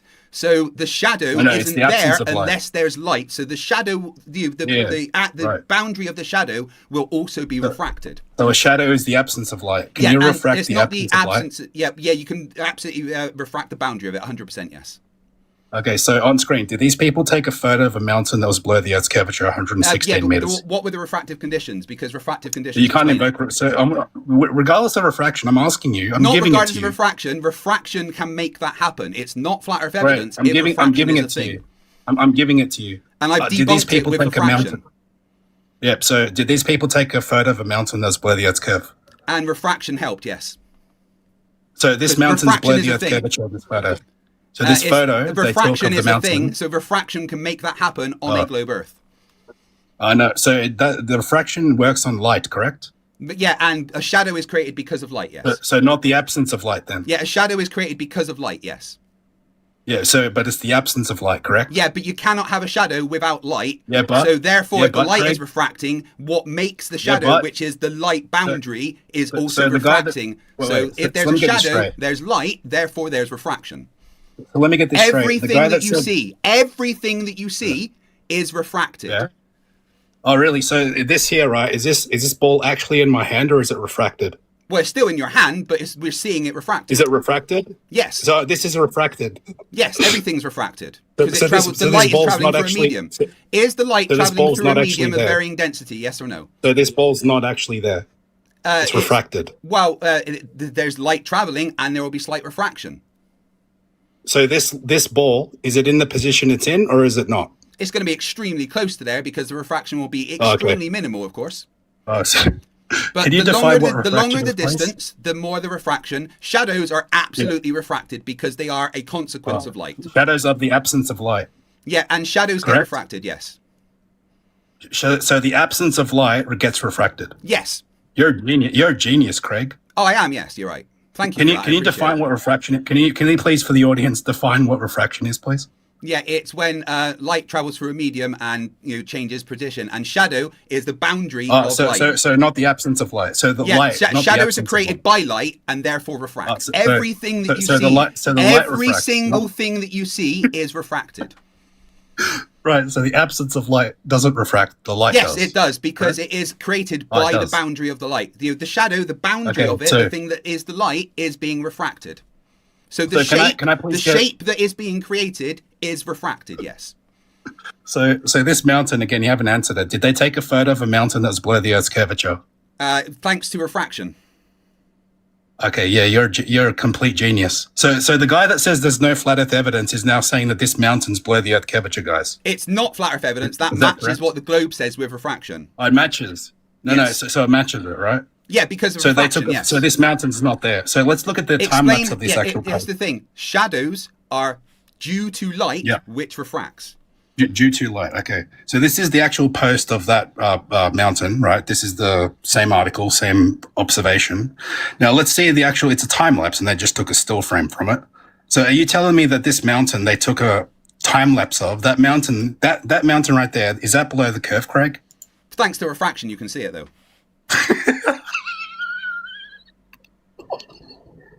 But there's no flat Earth evidence, correct?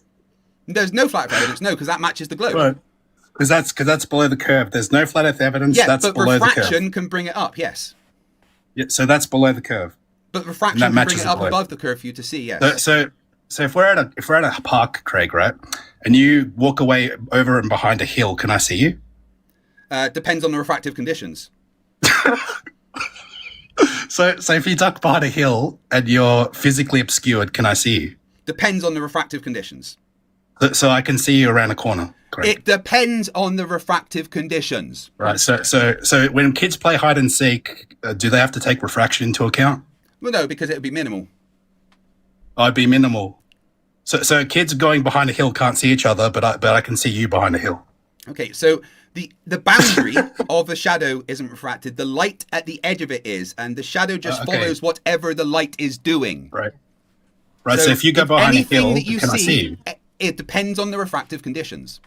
So when a kid goes behind a hill, they're playing hide and seek. Can they see each other? Depends on the refractive conditions.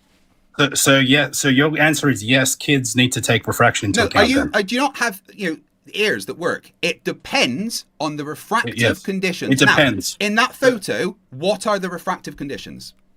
Well, first of all, refraction requires two different isotropic mediums. Craig, how many isotropic mediums are there here? There's many different layers of the atmosphere. Each one is a different medium. Layers. Yes. How many pressure differences. Do you know what Fermat's principle is? Fermat's principle explains how refraction happens through the atmosphere because of the different layers of density. So let's test that out then. Let's see if rays actually bend through the atmosphere. Yes, they do. Yeah. So are these crepuscular rays curved or are they parallel? They're parallel. Oh, so not curved. Well, they're coming down. They're not traveling through the atmosphere. Through your density gradient, correct. Yeah, through your density gradient, so they're not curving. But again, you are seeing them through refraction. So are these rays curved or not? You are seeing them through refraction. The light from those rays, like you're seeing those rays because they're actually hitting things in the atmosphere. And then the light that is coming to your eyes would have traveled a curved path. So are these rays curved is my question. I just answered that. No, are they curved? Yes or no? I just answered that question. So are they curved? I just answered that question. So they're curved. I just answered that question. I'm confused. You said that I know the you're light confused. You're very, very confused. The light that you are seeing coming from those rays of light has traveled through a medium that is full of refractive properties. Yes.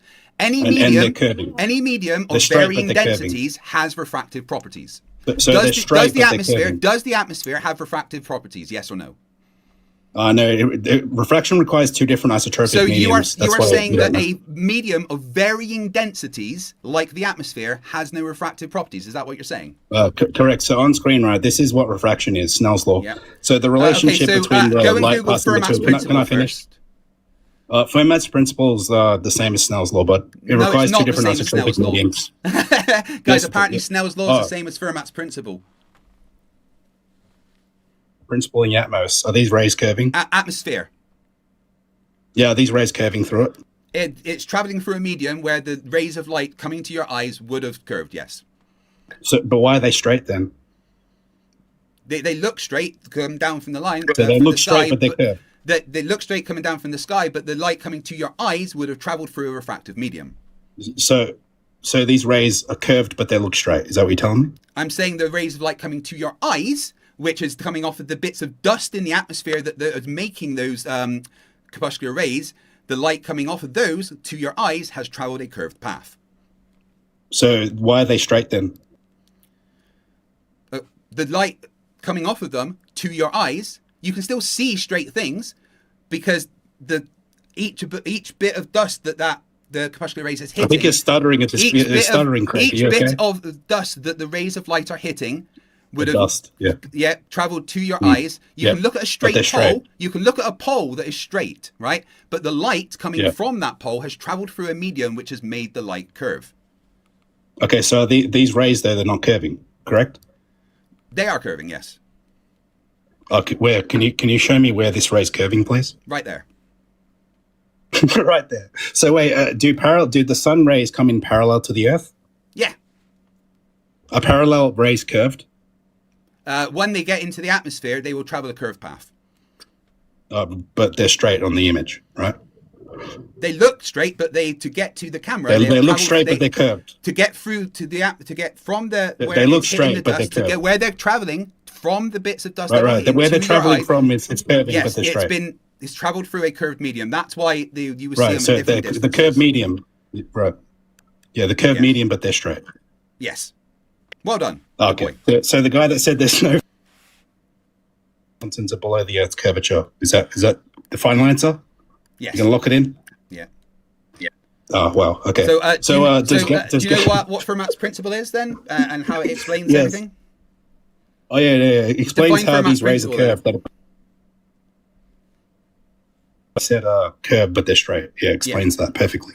Yeah, because you can see straight things, but the light coming from them, because it's bouncing off of things, comes to your eyes. Mm. Like, okay. So those rays that you see are coming down. It's because you're seeing those rays because it's hitting things in the atmosphere and then bouncing off of those things and coming to your eyes. And the light coming from those bits of dust that is bouncing off, coming to your eyes, has traveled through a medium that is curved. Oh, lovely. You're showing something that proves refraction is a thing, because you can't always see that. Oh, so on the days we can't see that, did the Earth curve get in the way? Yeah. Refraction. And so today we can see it. Did the Earth curve not exist? Well, it's on that unfortunate that today these people are drowning because the bottom has disappeared. That's unfortunate. But there's certain days that it's there at that distance, and certain days that it's not there, depending on the refractive conditions, showing that there is a refractive conditions in the atmosphere. If you're denying that the atmosphere causes refraction, you do not understand refraction. So on the days that it wasn't there, was it behind the curve? It's always behind the curve. So right now, this photograph taken off the skyline, are you telling me that that's below the curve in this photo? Yeah, it was. Okay, yes. And then refraction managed to bring it up. Yes. The guy that says there's no flat Earth evidence has just claimed that these photographs. That's not flat Earth evidence. That would be evidence that refraction is a thing, because sometimes it's there and sometimes it's not. Showing that refractive conditions can change the apparent position. How many mediums does refraction require again? There's more than one medium because there's different layers. So are we looking through how many? Are we looking through gas here, and what else? Water vapor. Lots of water vapor's gas, you peanut.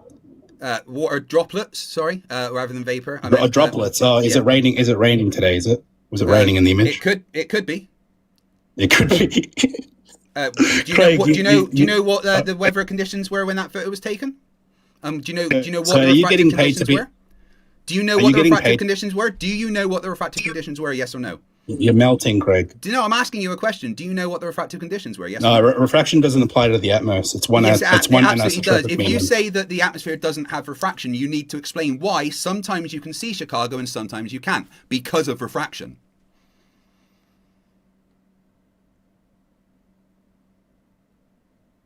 On a clear day, Craig, can you see further? No, not always. It depends on the refractive conditions. Wait, so you're telling me on a clear day, sometimes you see less far?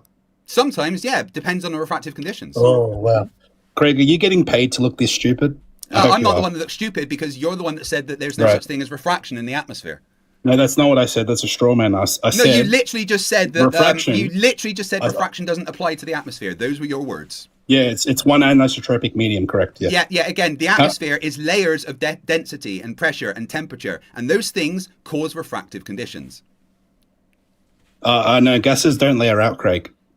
Well, explain why there's a layer of pressure, gradient in the atmosphere. A layer of pressure. There's layers of pressure in the atmosphere. There's layers of pressure in the atmosphere. Yes. So if we get a container, right, and put gas in of different densities, are they going to move randomly, or are they going to layer out in that container? Well, if you go and remove the gravitational acceleration on the vomit comet, they will just move about randomly. No. In a container, we put gas in it. Is it going to layer out? Yeah, because of gravity. You do know that inside a container, there's also a gradient of pressure. So you can have a gradient in a container? Yes, that's absolutely yes. You can measure it. Okay, so does gravity prevent gases from seeking the vacuum? Yes. The gravity, nothing seeks a vacuum. That's not how vacuum works. Oh, really? So in this entropy experiment, how come the gas went up and away and seeked the vacuum? Because of the kinetic energy available. Oh, so gases do seek vacuums now? Well, no, except it's not in our atmosphere, is it? So gases do seek vacuums? No, it's not seeking a vacuum. No. It's not seeking a vacuum. That's why they go into it. Right? Pressure travels from high to low. We know that. Except that doesn't happen in our... Listen. That doesn't happen in our atmosphere. In our atmosphere, it is not going from high to low. Is it? It's not in our atmosphere. Our atmosphere is high pressure down, low pressure up, and the pressure is not it's going violating to the the low. entropy then. So it's violating. Are you disagreeing that there is a gradient of pressure in our atmosphere? Yeah, the only way to have a gradient of pressure is with pressure, right, Craig? You disagree there is a gradient of pressure in our atmosphere? No, I don't disagree. I don't disagree with that, Craig. Well, but explain thing, why. Right? Then you need to explain why the high pressure is not going to the low pressure in the atmosphere. Because it's all contained and it's in thermal equilibrium. It's cold up there. So does temperature have a direct correlation with that's temperature? lower pressure. You've just said that it will seek a vacuum, except it's not in our atmosphere. That's not it's happening. Cold up there, Craig. It's cold up there. That doesn't matter. It's still low pressure. It doesn't matter. Wait, if we get a container of gas, right, and cool it down, will it get less pressure? Depends on the volume. So if we put a container of gas, right, we got a container of gas, we cool the container down, does it get less change pressure? the fact that there is a gradient that is not. That's not my question. The Craig. gradient is not going from low to high.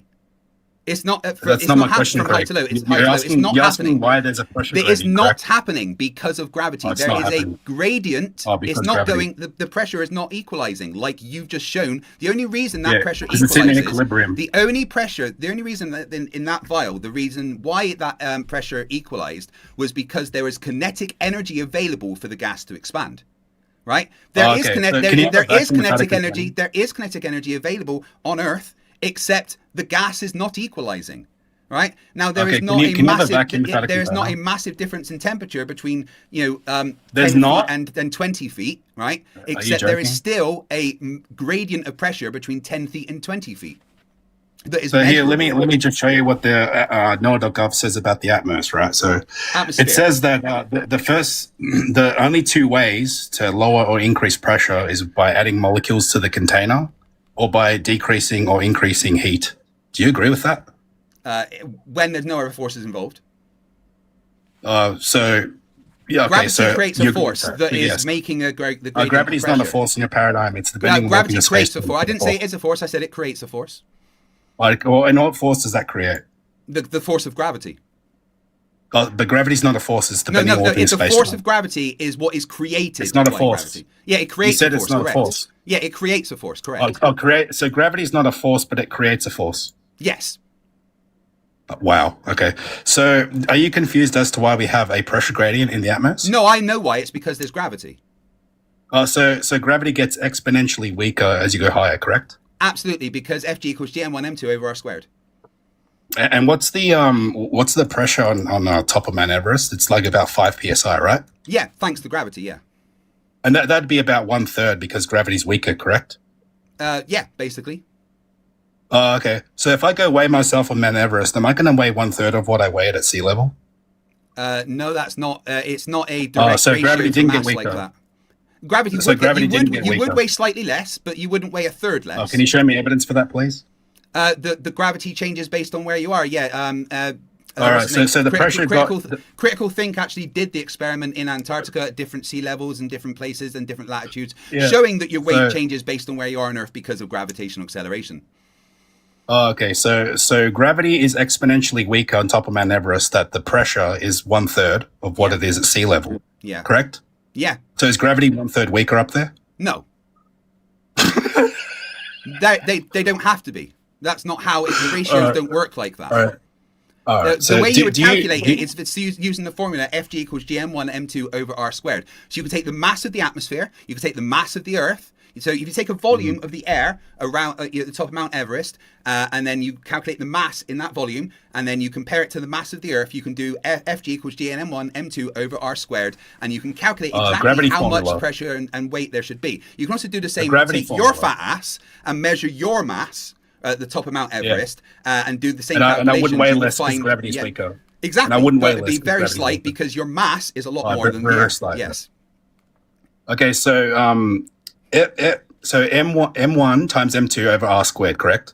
M1 M2. Well, Fg equals g m1 m2 over r squared. Yeah. R squared. Yeah. So where'd you get your radius value for that equation, but for the Earth? Measured the Earth's radius. Yeah. Oh, how did you do that? Well, I did it with a pendulum personally. You Where'd you go? Wait, Craig, did you say you got the size of the Earth with a pendulum? Yes, yeah, I did, yeah. Oh, is a pendulum a measuring tool for distance, is it? It can be, yeah. Oh, and how did you do that with a pendulum? How did you... I how calculated did my you measure latitude the on the size of Earth the and Earth? compared it to other places that did the experiment. What experiment? Was it an independent variable for that experiment? The position where I was on the planet. Oh, so, okay. And how did that prove the size of the Earth? Because it showed that the Foucault's sine law applies and calculates your Foucault? latitude based. Foucault's sine law applies when you calculate your latitude on the Earth by the drift of. So you use the Foucault's pendulum? Foucault's Did you use the pendulum, Foucault's yes. pendulum? I use Foucault's pendulum. Oh, you know what Foucault... So does the Earth rotate under a Foucault's pendulum? It rotates independently of Foucault's pendulum, yes. So the Earth rotates and creates a deflection under Foucault's pendulum, correct? Yes, yeah. Because of Coriolis? Yes, yeah, correct. Oh, so does the Earth rotate under a hovering hot air balloon? No, a pendulum is not a hot air balloon. A hot air No, I'm balloon not talking uses about a Coriolis. hot air balloon uses the atmosphere to float. The atmosphere rotates with the Earth. I Oh, don't so know the why I would have to atmosphere- explain. I don't know why I would have to explain to an adult that a pendulum is not a hot air balloon. They are not the same. No, thing. I understand that. You said the pendulum has Coriolis. Yes. Can you define what Coriolis is real quick for us, please? Coriolis is What do a you want me to show you? deflection based on something moving deflection. relative to the surface of Earth in a different reference frame. Okay, so you're saying that the helicopter doesn't have a Coriolis effect because it's not moving, is that Well, correct? absolutely, if the helicopter was traveling tangentially toward across the Earth, then yes, Coriolis would apply. But if a helicopter is floating, hovering just in one spot, the Coriolis would be zero. So the Earth is sentient. It knows when the helicopter's hovering. No, the helicopter knows when it's hovering. So we hover the helicopter. The Earth doesn't rotate under it. There's we no reason move it the should. helicopter. We move the helicopter, and the Earth rotates under it. It would cause a deflection when the helicopter is moving because of Coriolis Oh, forces but applying. can you show me a video of that? Can you show me a helicopter moving and the Earth rotating under it, please? Where you would have to show the distance that it travels and everything like that. Okay, so on screen, right? Here's the thing that Coriolis is applied to. You have to be moving relative to You have the to surface. be moving. Yes. Okay, so if we Coriolis land does not, on... shut up, I'm talking. Coriolis does not apply to things that are stationary relative to the Earth. So if we hover a drone above a spinning merry-go-round, does the merry-go-round spin under the drone? Depends. Is the drone GPS locked? It depends. No. So it's just hovering one spot. It's not GPS locked. It's actually stationary relative to the stars. Is the merry-go-round going to spin under the drone? Yeah, because that's a merry-go-round on Earth that is also right. rotating. Right, and if we hover that drone above the spinning Earth, does the Earth spin under it? Well, the drone is using the atmosphere to rotate, to hover, so it wouldn't spin separately to the Earth. No, again, Coriolis is not when something is stationary relative to the Earth. And again, the atmosphere the atmosphere is rotating with the Earth, and if the drone is hovering stationary relative to the Earth, then there's no Coriolis applied. However, if there's things moving relative to the surface, then Coriolis is applied. It's not my fault that you don't understand what Coriolis is. So we move the drone north. Does the Earth rotate under it now? It would deflect, right. So if the drone was traveling, if you're in the northern hemisphere and the drone was traveling from south to north, it would drift slightly ahead of the Earth's rotation. Or can you show me evidence for that, please? Can you show me someone flying a drone? No. Show me someone flying a drone and the Earth rotating under it. You just made that positive claim. Can I see the evidence, please? The fact that you can calculate the forces applied. Can I see a drone? The fact that military have to adjust for Coriolis. The fact that we're not talking about military. The fact that military have to adjust for Coriolis when firing things. Now, here's the thing. A drone is powered, right? A drone has rotors and energy, which is counter the tiny, tiny, tiny, tiny force created by Coriolis. Right. However, there will be a Coriolis force applied. There will be a Coriolis force applied when it is traveling tangential relative to the surface. But if the drone has rotors that are creating energy, that energy will counter the Coriolis force because the Coriolis force is tiny. That's why snipers have to adjust for Coriolis when they're firing over a kilometer. That's why artillery has to adjust for Coriolis when it's firing. Let's talk about snipers. The fact that artillery tables include adjustments for Coriolis proves that Coriolis is a thing. Okay, so snipers have to adjust for Coriolis. If we're in a hovering hot air balloon, does the Earth rotate under us? Did you Do you have problems converting no. short-term to long-term memory? So no. Okay, great. We Do put a you have sniper in the hot problems air. converting short-term to long-term memory? No, I agree with what you said. So we put the sniper in the hot air Do balloon. you what have happens? problems converting short-term to long-term memory? I need to know. No, I don't. So we put the Then hot, why we don't put you the remember the sniper in conversation hot that air we balloon. just had? Why did you ask the same question? You said no. You said it doesn't rotate under the hovering hot air balloon. We put the sniper in the hovering hot air balloon. He takes a shot. What happens? The bullet that comes out of the barrel of the gun and travels will be subject to Coriolis. But not the hovering hot air balloon he's in. No, because it's not moving relative to the surface. All right. So do you agree So that you this is do have Coriolis? problems converting short-term to long-term memory then? Do you agree that this is Coriolis, Craig, on screen? Yes, that is an example of Coriolis. Okay, so if I throw a ball to you on the Earth, does it rotate under the ball? Yeah, absolutely. If there's a long enough distance, yeah. Can you show me evidence for that? Or are you just going to make the positive distance claim without no the evidence? distance is too short for it to be noticeable. The force is negligible. Here's the thing that you so- don't understand. Coriolis force is tiny, right? You need a... So no Coriolis. Listen, let me... no, it's there, but it's tiny. You need a long It's distance... there, but you can't measure it. You can measure it. You need a long distance. So and can you show me someone measuring I'm Coriolis speaking, in a ball? I'm speaking. You need a long distance, and you need something traveling relatively fast and with decent amount of mass. These are all things in the Coriolis equation. Okay. The fact that snipers have to adjust for Coriolis proves that Coriolis exists. All right. So we fly out. So you said it has to move over the Earth quickly. So when a plane comes into land on the north to south runway at the Plane have equator, does engines.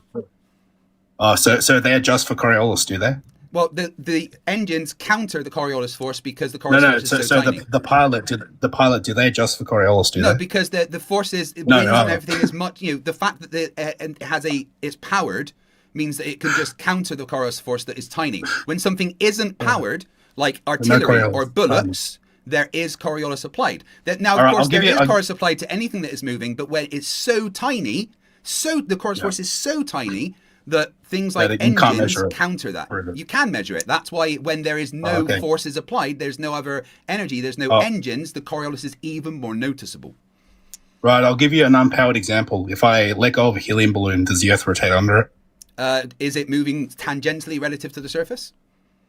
It's moving up, so it has to get. So if Well, you that move would be up more on the the Earth, Yachtvos is that a effect, greater which benefit? is a consequence of the Coriolis, of course. No. So when I let go of a helium balloon, does the Earth rotate under it? So do you have a problem No. converting short-term to long-term memory? Because I have said to you many times, to calculate the Coriolis force, you need to calculate it needs to be tangentially relative to the surface. If it's just going Right, up, so when you if it's just going up, is that tangentially relative to the Yes. surface? Yes or It no? has to move tangentially faster to keep up with the Earth because that's a greater radius. No. Listen, does it move tangentially relative to the Craig. surface? Craig. So when you move, Angel, when answer a the helium question. balloon is going Answer up, the it has to question, Angel. increase. You're I spazzing did. out, You have Angel. short-term You're memory spazzing out, loss. Angel. Answer the question. You're melting, Craig. No, you're the one melting. You won't answer the question. If it's going straight so when I let up, go, it's going straight increasing up, is it- tangential velocity to the Earth. Yes. all right. Describe tangential. Define All right. tangential. So when Angel, we go up define in the air, tangential. yes, Angel, I will. define I tangential. I will. Go If on you then. let me speak, I will. Yeah, no. The next All right. thing you do is So when define the- tangential before you finish talking. Yes. So when the helium balloon goes up, okay, it's increasing radius value to the Earth. When things go up, right, on the Earth, they have to increase speed tangentially, don't they? No. TFE. No. No. Right. Oh, no. Define tangential. No. So if I increase radius value to Define the Earth, tangential. I just did. So if you No, you if didn't. we You increase did not radius define. value to the Earth, You don't know what tangential means, do you? yeah, yes, I do. Laterally over the Define Earth. tangential then. Tangential is laterally over the Earth. Right. Okay. Horizontal So with the Earth, yeah. if it's something that's going straight up, is it moving laterally? Yeah. It needs to increase tangential speed, doesn't it? No, it Otherwise, doesn't. it doesn't. So wait, Craig. If we go up on altitude on your globe, is that increasing radius value? You think straight up does not change Yeah. tangential. Increasing radius No. does not I change. think Does I not think make you're you missing. travel I think you're missing it, tangentially. Craig. I think you're missing it, Increasing the Craig. radius does not make you go tangentially. So as you go higher up in the atmosphere, does the air move faster to keep up with the Earth? Because you said the air moves with the It's Earth. still rotating at 15 degrees per hour. So it moves with the Earth, yes? Yes. Yeah. There's So no, as you go higher but it's up, not moving as you go- tangentially relative Right. to the surface. Right. So If if it's you're going, on a track, Angel, right? Angel, listen. If something is going straight up, It is not moving tangentially relative to the No, I understand surface. that, but it has to increase But tangential you just claimed velocity. that it 'cause that's did. the- No, you just claimed that it did, though. No, I claim that when a balloon goes up, it's increasing radius value to the Earth, so it has to move faster. No, don't lie. Your exact words were, yes, it is moving Don't lie. tangentially. No, Angel, so it has to Angel, increase this is being, tangential everyone is velocity to watching the this, Earth. and everyone heard you say Yeah, that everyone's when it is watching going you get straight destroyed. up. No, everyone Yeah, has let heard me you say help you things out. that are lies. Let Because me you help you just- out, right? Wait, let me talk. You said the words that when it is going straight up, it is traveling tangentially. You No, said that's not that. what I said. Yes, it is. That's not what Everyone I heard said. you. That's not what I said. Do you want me to I play said it back? has Do to you want me to play it increase- back? I can play it back for you right now, everyone. I said it has to increase tangential And then I velocity said, to the Earth. That's no, what my it's, all right. So it's no, it doesn't have to No, increase Craig. tangential velocity relative to the Earth Oh, it because doesn't. it is not It changing. doesn't. Tangential means relative to the Earth, not going straight up. Right.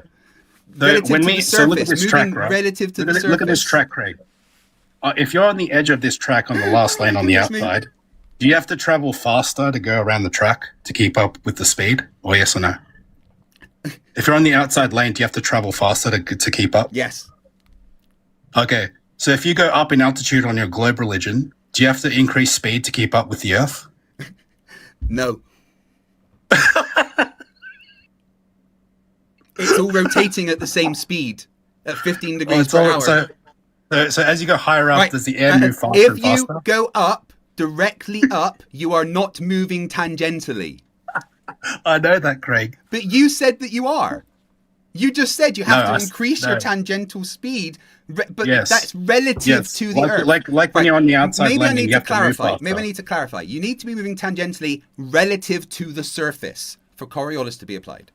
Right. So you're saying that a helium balloon doesn't increase radius value to the Earth when it goes up? It doesn't travel tangentially relative to the surface. No, that's not my question. Does it increase radius value? Yes or no? Yes.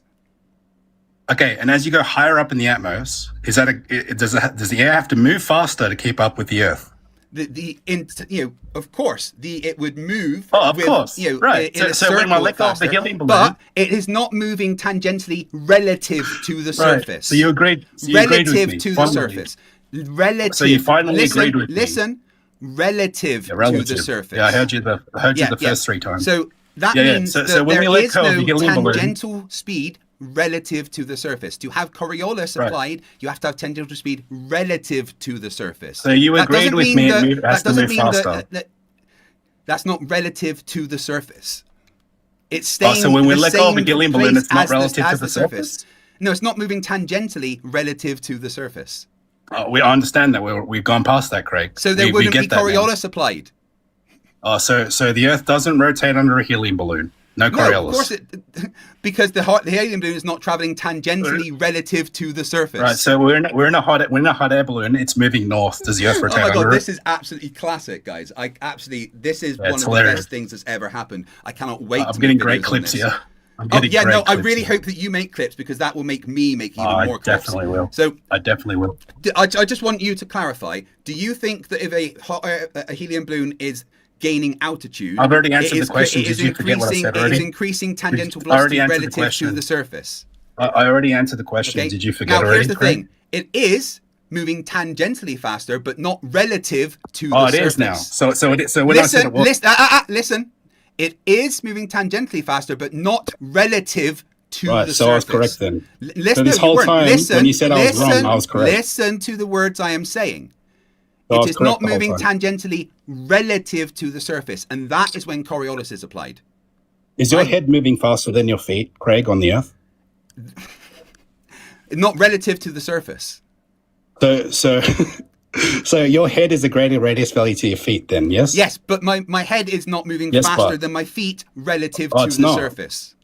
It's not. So when No, you my again, head does not have a tangential speed relative to the surface that is faster than my feet. So again, if you're on the outside lane of a track, you have to move faster, correct? A track isn't a globe. Right. Relative to Right, the right, surface, right. as Well, in the surface has to be moving below you, right? If you are just going straight Right. up, you are not moving relative to the surface, right? So You It is moving up have relative Coriolis to the applied surface, Craig, when you you are dummy. moving relative to the surface, not when you are Craig, just it's moving moving up with the relative to the rotation of the surface. Earth. Yes, you have to be moving. Okay, maybe I can. Craig, is the maybe I balloon can word moving it up better. Maybe I relative can to word the it better surface? for you. Maybe I have to talk down to you a bit more, right? Yeah, talk You have down to be to me. moving relative to the rotation of the Earth. Does that work for you? Yeah, right. But Yeah. then when we fly a plane north to south, it doesn't rotate under the plane, right? Well, yeah, it does, but engines are more powerful Oh, yeah, than the yeah, it Coriolis. does. Yeah. Oh, yeah, it does. Engines are Can you far show me more evidence for engines that? are far more powerful than the Coriolis force, of course. So no Coriolis, Craig.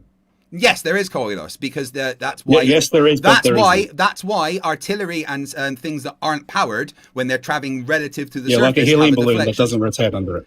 Helium balloon's not Yeah, traveling like a helium balloon tangentially that's not relative to the powered. surface. Oh, so if we throw a ball north, does the Earth rotate under it? Yeah, absolutely. Can you show me evidence for that? Yeah, the fact that artillery and No, a snipers ball, have to Craig. A adjust. ball. Hey, a ball. Yeah.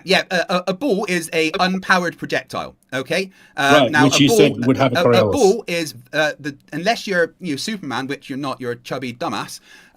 It would not be thrown very far, right? Okay. But so you the said, fact so why'd that you say the yes fact then? that it's not thrown So why'd you say yes? because Why'd there's you say still it does Coriolis rotate under it? because it's still Coriolis applied, but it's going to be minimal because of the distance travelled. Oh. However, artillery Oh, and so- snipers that travel very, very far, the Coriolis is much more obvious to be seen, and that is why artillery and snipers, things that travel really far and really fast, have to adjust for Coriolis. When you're throwing a ball, the Coriolis force is so minimal that air currents That it's would not overcome measurable. it. It would probably Right, not. so why'd you say measurable. yes then? So There's if it's not there's still measurable, how do you know Coriolis what's applied happening?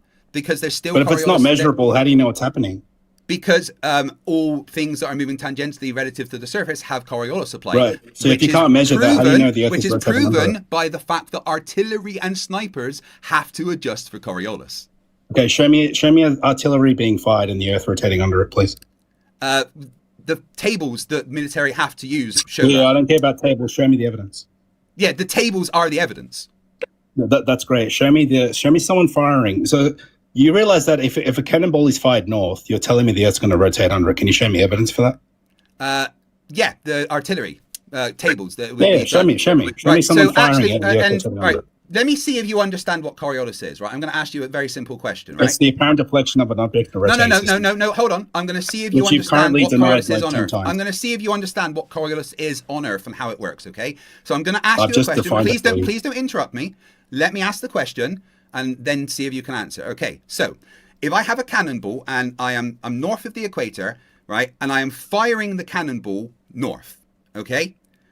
What does the Coriolis on Earth say that the cannonball would do? Does it say that hold on, I haven't finished. I haven't This is finished. not my claim. No, The Earth but does not I'm seeing if rotate you under it. It's not understand my the claim. globe model, right? I'm seeing if you understand the globe You're model. going to claim that it does rotate under it, yes. No, You're no, going to wait, claim that, yes. wait for me to ask the question before you interrupt, okay? Just be quiet for 2 minutes, Angel. I know it's hard. Just be quiet for 2 minutes and let me ask the question to see if you even understand what the Coriolis force should do. Now, if I have a cannon... There should be an apparent deflection, yes. Wait. Don't okay. speak Yeah, until waiting. I've asked the question. Okay? Now, I have a cannonball and I'm firing it. I'm north of the equator and I am firing it north.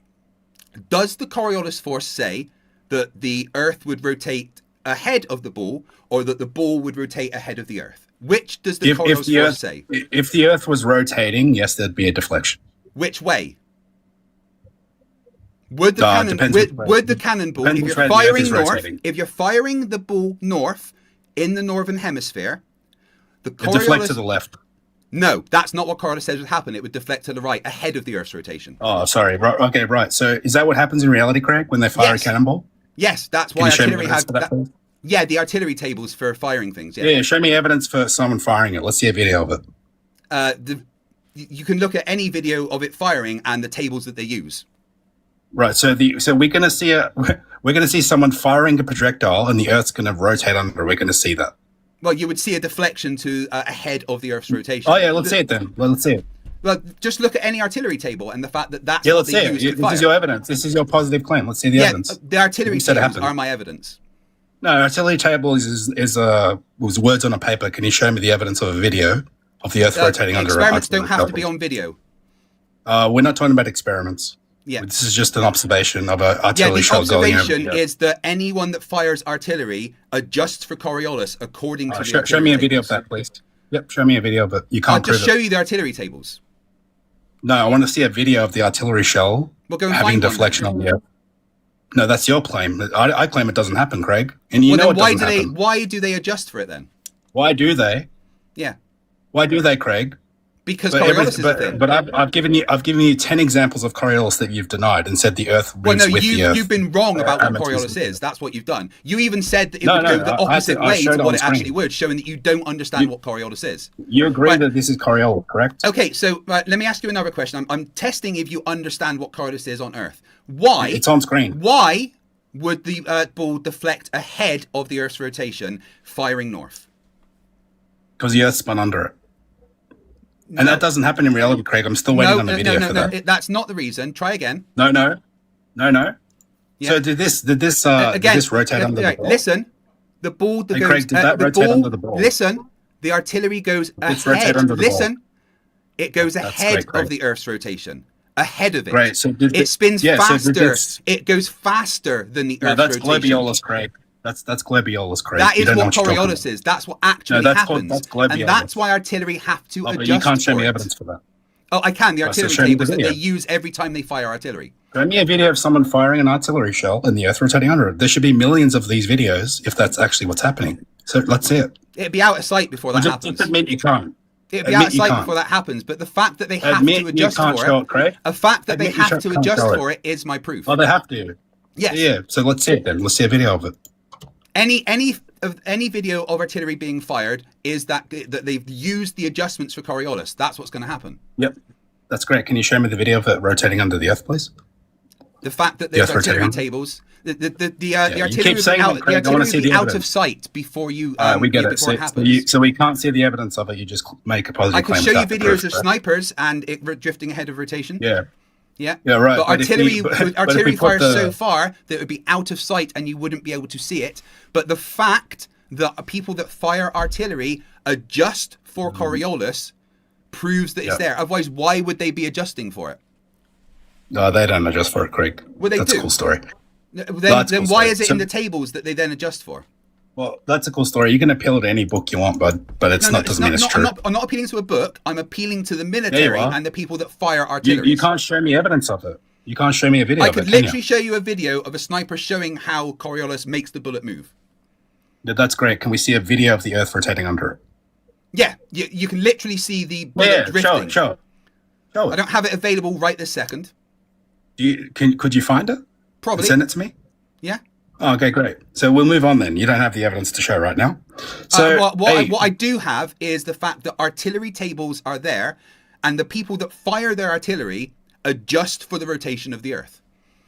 Yeah, great. So on screen, right, if the boat was to go over that horizon, is it going behind the curvature of the Earth? The horizon is an effect of the curvature of the Earth, yeah. So when the boat goes beyond it, is it going behind the curve and physically Yes. obstructed? Yeah. Okay, great. Yeah. So on screen, do you see a boat? Okay, right. I know exactly what's going to happen. What the camera The boat's is... going to come back into view and debunk you. Wait. Yes. What's going to happen is the bottom isn't Is going the boat's appear. gonna reappear? Wait. Let me finish. Can And you it's gonna just let me debunk you. talk without interrupting? Oh, Is that sorry. possible? Go ahead. Yeah. Good boy. Calm down. Right. This is a video which I've seen many times where the boat is too small for the camera's sensor to pick up its angular size. What you need is to have a big boat that goes out and disappears bottom first and zoom the bottom back, which has never happened. So the boat wasn't behind the curve; it was too far away to see. Yeah, but that's why Oh, the well, entire that's my thing. claim. That's why the That's entire my thing claim, appeared Craig. at one instead of the bottom first, right? That's my claim, Craig. Right. Yeah, Again- my claim is it's got too far away to see. Your but claim then- is it wasn't but behind the why curve. is there ships that disappear bottom first and then cannot be zoomed back? You think bottom-up obstruction is exclusive to a globe, Craig? Yes, absolutely it is. It can't happen on a flat. Oh, okay. Oh, it can't happen on a flat plane. Okay, let's go back to the running track. So here's a running track, tracks right? aren't flat. Running tracks are literally curved for drainage. Did you not know that? This is curved. This is curved left to right. Yes. Is that what you're Have claiming? you measured that that's flat? Craig, are you saying that this running track is curved? Yes. Wow. Have you got Craig. evidence that it's not? That's amazing. Yeah, they make running flex flat, Craig. So Right. Well, can you show me the measurements of it being flat? Yeah, it's on screen. So No. Show me the measurements of it being flat. When a person Wait. moves Hold away on. over a Hold on. I'm flat asking you a surface- question. Wait, I want to see the measurements that track is flat. Yeah, so prove it's curved, Craig. Let's see the Well, measurements. no, that it's it's your curved. claim that it's flat. So show me the measurements. It's your claim that it's curved. It's your claim Yeah, that it's but you curved. Let's see the first claimed measurements that that it's it's curved. flat. So show me the measurements of it being You flat. claimed it's curved. Yeah, but it's you curved. Let's see first the- claimed that it's flat. So show me the measurements. You of it being first flat. claimed that it's curved. No, show me the measurements. Let's see the measurements for it Do you curved. have measurements for Let's it see being the flat? measurements that it's curved. Do you have measurements that it's flat? Yes or Do you no? have measurements that it's curved? No, I don't. Okay, so then But you are don't these have people measurements here? that it's flat, do you? So are these people Right, here? no, wait. right, Do you have the bottoms measurements of it? them are Do you obstructed? have measurements of it being flat? No. But Well, are you neither saying of us that have these people measurements are then, behind so it can't be curvature? evidence of anything, can it? Are they behind curvature, Craig? Yes. Clearly they are. Okay. Let's get the next example. All right, clearly. Well, right. So on Do screen, you right? have measurements you of it being mentioned flat? you mentioned lensing earlier, right? No, so I didn't. on screen, I didn't mention lensing once. refraction. You mentioned refraction earlier, right? Yeah, that's not lensing. Okay. Well, on screen, right? You move the The you move these atmosphere is back not over a. the flat The atmosphere surface. is not a Fresnel lens. That doesn't count. Oh, so these windmills in the back there, is that bigger than that one? I don't know. I haven't got the details on them. Craig, is that one bigger than that one? I don't know. I haven't got the details on them. You don't know. Are you blind? Can you?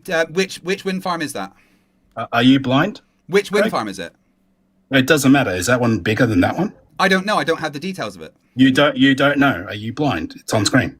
Obviously, but yes. One's this obviously further windmill is bigger away. than that So one. have you got the details of them? Why is it bigger then? Have you got the details of them? Why is it bigger then if it's further away? Have you got the details of which one it is? It doesn't matter which one it is. Are you claiming that this windmill's not bigger than that one? Doesn't appear bigger? I don't have the details of the wind farm, so I can't say anything. So you're claiming because you don't have the details of the wind farm, you can't tell me that this here appears bigger than that one. You can't tell me that. I don't have the details of the wind farm, so I cannot tell you what I'm Right. supposed So to because see. you don't have the wind farm details, you think that you can't tell me that looks bigger than that one. But I do not know what to compare it to. Okay, I do not have the regardless details. of that, Right, it looks regardless of the fatter. It details, looks does that look distorted. bigger? Listen, it looks Yeah. fatter. It looks distorted. But I do not have the details of the wind farm, so I cannot Right, so conclusively does that- say. So which wind farm is it? Does that look Which bigger wind than farm that one? is? Yeah, the Earth's not a Fresnel It doesn't lens, so it matter. doesn't count. It doesn't matter. It's lensing. No, it yes? does count. It does matter because Is this the, Earth, lens? the, Is the, that the lens? atmosphere is not a Fresnel lens, so that doesn't count. Does that look bigger because of lensing? No. The Earth. The, Oh, why does it the look bigger atmosphere is- then? The Why is it atmosphere is bigger? not a Fresnel lens. Why does That it look doesn't bigger count. than, if it's not due to if this is not due to lensing? Why is it bigger? Refraction. Oh, refraction makes it bigger. But it can do, yeah. Refraction can distort things in many different ways. So that's not lensed, right? When I get a magnifying glass, Again, does it make the things bigger or atmosphere smaller? is not a Fresnel lens. I understand that, but the Right, atmos so acts as a lens. so your correct? entire demonstration here Does the atmos is act as a irrelevant lens, Craig? because you are comparing apples to the brain of a flat earther. Does the atmos act as a lens, Craig? The what? Does the atmos act as a lens? Oh, sorry, I don't know what the atmos is. I've never heard of it. Oh, it's air. So now that you know Oh, that atmosphere. That's the means word air. the word you're looking for is atmosphere. Atmosphere is a contradiction in terms. No, but- it's just a word. It's what it's called. Okay, great. Thank you. So does the atmos act as a lens? The atmosphere causes refractive conditions. It doesn't act as a lens. So does it make things bigger in the distance? The refraction can change the apparent size of things. The atmosphere is not a lens. So is that because so that The looks atmosphere bigger? is not a Yeah. lens. I don't know how many times I have to say that to you. So why does it look bigger then? Tell me. Refraction. Oh, refraction. Okay, great. Yes. So see this here. That looks bigger. Again, and right. it's lower, correct? Again, the atmosphere is not a lens. They are not comparable. Not a lens. Okay. Craig, I think at this point, man. At this point, you've proven that you're so dumb that you think there's point, no such thing as refraction in the atmosphere. Angels, excuse it me, requires two sorry. different isotropic mediums. Can I show you something, Angels? Show me. Something.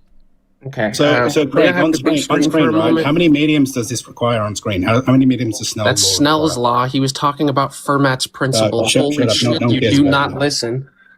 Yeah, we've been over this. Yeah, Right, blah, let blah, blah. Average Cobra, Can I Average show you Cobra this? has a question for you. Let him. No, let him talk. I'm done, Craig. Thank you. Oh, if you why run, do you always admit you run lose. from me, Angel? If you Wait, lose, wait, if you it's two versus leave, you one now, admit that Craig. you So you lose. actually lost. If you I have no, one you thing and kick then I'm him, leaving. Craig. If you Kick leave, him. you I admit got you one lose. thing, Angel, and then Kick I'm him and gone. I'll stay. Kick him and I'll stay. No, Kick he him and I'll wants stay, Craig. It's Oh my no, life, so and then it's he wants to 2v1. ask So the then I question. won then. So if So you then I leave, won, if you Craig. leave, you admit that you lose. Yeah, if I leave, it's a 2v1. So thank you, I win. So you admit that you lose then. Thanks for the clips. Thanks for the clips. So you I'll admit just you ask the lose. question and leave, Angels. No, thanks If for the that's clip. what you want. So you admit you lose. No, I won, Craig. You have to bring No, help if you in. leave, so- if you leave, you admit you lose. That's what's happening. Yeah, and you. So why'd you bring in help, Craig? Oh, he asked to come I was in. asking you a question. Did you need help, Craig? No, No, he I had wanted a to question ask for you you. a He wanted to ask you a difficult for you? question, and it's my Was that life. too- so It's you my needed help life, to and bring if in? someone wants to ask you a question, I'm going to let them ask So you is this a question. 1v1? Is this a 1v1 or a 2v1? No, it's not a 1v1. Which If you is want a it? 1v1, then Oh, email okay. me and arrange a All 1v1 right. with a moderator. Oh, so yeah. So it was If a you want 1v1. a 1v1, 1v1, then we can have a moderator and have a proper 1v1. But this isn't a 1v1. Yeah. This is my life. No, you're not even worth my time, Craig. You got destroyed. by it. Angels, why do you always run from me, man? Right, I just ask have the question, one so video if to he show and leaves, then I'll Average leave. Weber. I didn't even know who you are. You claim I'm running for you. That's hilarious. Yeah, Thanks for the okay. clips, I Craig. can show you spamming I'm my gonna comment enjoy section if you'd Craig like. going viral because of me. Thanks, bud. You never go viral. Unfortunate. Well, if you'd like, I can show it anyway, and then I can head out. I just please do. He thinks I there's may no have the such big thing as screen. refraction in the atmosphere. Fucking hilarious. Then he thinks the atmosphere is a Fresnel lens for some reason. Yeah, and he was using the wrong half of the Fresnel lens, which is silly. They always use the bottom half just to have the light bend to their advantage. It's really silly. Do you know how to make me bigger? Yeah, if I click on expand. There we go. All right, so just for anyone who's not familiar, this is a video by Dazza the cameraman over on the Red app. We're going to focus on two ships. The closer one is called the Glorious Mahuta, 8.86 miles away. Yeah, The farther one is going to be 12.6 miles away, and they're about 30 feet off the surface of the water at Omanu Beach. And they're using the Nikon P1000, the Flerfs super camera. So we start off our zoom here. We don't really see much going on. I'm going to pause it here in a second. So here's how much of that ship is visible on the left. Everyone just take notes. All right, and according to Angels, if we keep zooming in, this ship's going to suddenly become visible. So we put that to the test. Oh, And what do you know? Nathan Thompson's in the chat as well. Oh, shit fingers himself. I will gladly Shitty drop down so Fingers. he can come up here. You got $700 for him now? Because he definitely deserves it. Yeah, he might need 700 to get some soap for his bathroom. That's a good point. All right. Well, Yeah, that was all I wanted to show Angels. It's brilliant. But, I was saving that in general because he's going to do a bunch of clips, and then I was going to use that as the response to it, of course. Well, I guess he wasn't around, so he still got the opportunity. Here, I've just sent you an invite, Nathan Thompson. This was supposed to be just me covering CC, but apparently the Flerfs are actually coming today, which is hilarious. Now, you see how I challenged Angels to a 1v1 with a moderator, and he ran away. Yeah. Well, Yeah, that was great. he's a bit confused. He's always a fun. Have you ever talked with him before, or was that your first time? Oh, that's the first time. He's been too afraid to talk to me up till now. He refused to debate me on modern day debates because he won't do it with a moderator. Oh yeah, he likes to do that whole thing where he demands a video of everything. Chemo Spurs does it too. But what does he mean? I want to see a video of the Earth rotating underneath a balloon. What is he expecting to see in this video? But just before Nathan Thompson runs away, I just want to remind everyone that when Nathan Thompson got arrested for shouting at the children, I did that. Me. I watched his live, I found out where he was, and I phoned the police station near where he was. So when Nathan Thompson got arrested for harassing children in a school, I did that. And I just wanted to make sure that Nathan knew that. Oh my Well God. deserved as well. That's always good to know. What a small world. Craig Who was this Craig that was the joined? name, right? Minsu. Hey, Craig, right? Yes, hello. Okay, I've been watching your lives for a bit now, so I sent Angels your live. and I thank didn't you. think he was gonna join. Appreciate Yeah, that. I didn't think he was gonna join. That was hilarious. I did want to point out that he was crying about 2v1, but I went 5v1 in a live that I left before this with And it him. wasn't going to be He 2-1. always I was does. going to shut up and let Average Glober have a word with him because I'd already got all the clips that I need from him. Denying that refraction exists on the Earth, thinking that if something travels upwards, it's traveling tangentially relative to the surface. It's fucking brilliant. The ignorance of physics is incredible. Oh yeah, definitely. I just wanted to come up and say you did an awesome job. Appreciate it. The problem is with TikTok is that they can unmute themselves and just constantly talk over you and talk over you and talk over you, right? Consuming substances featured in this live could harm your health. What substances? Yeah, I don't even know what they're talking about, but it goes away after 10 minutes. No one's consumed anything. I mean, I had this is not alcohol. This is diluting juice. Oh, they'll flag it anyways. It's AI, that's why. AI flags it. TikTok sucks. Yeah, I did. Just so everyone knows, I gave Nathan Thompson a link, but he's too scared to join. Maybe because he's too broke and doesn't got the internet bandwidth or something. Right, who else wants? He's in the bathroom. And, well, yeah, not washing his hands. You mean? I'm just gonna let a couple more people join, just see what happens, and then I'm gonna go back to what I was doing because this wasn't supposed to be a debate stream. Yeah, I'm actually about to hop down. I just wanted to come up to ask that to Angels. Now apparently TikTok says that I'm inactive and I've got to put a puzzle in. What the fuck is that? Hold on, Average. I'm here. Hello, who joined? This Hal. Hey, I just wanted to offer up.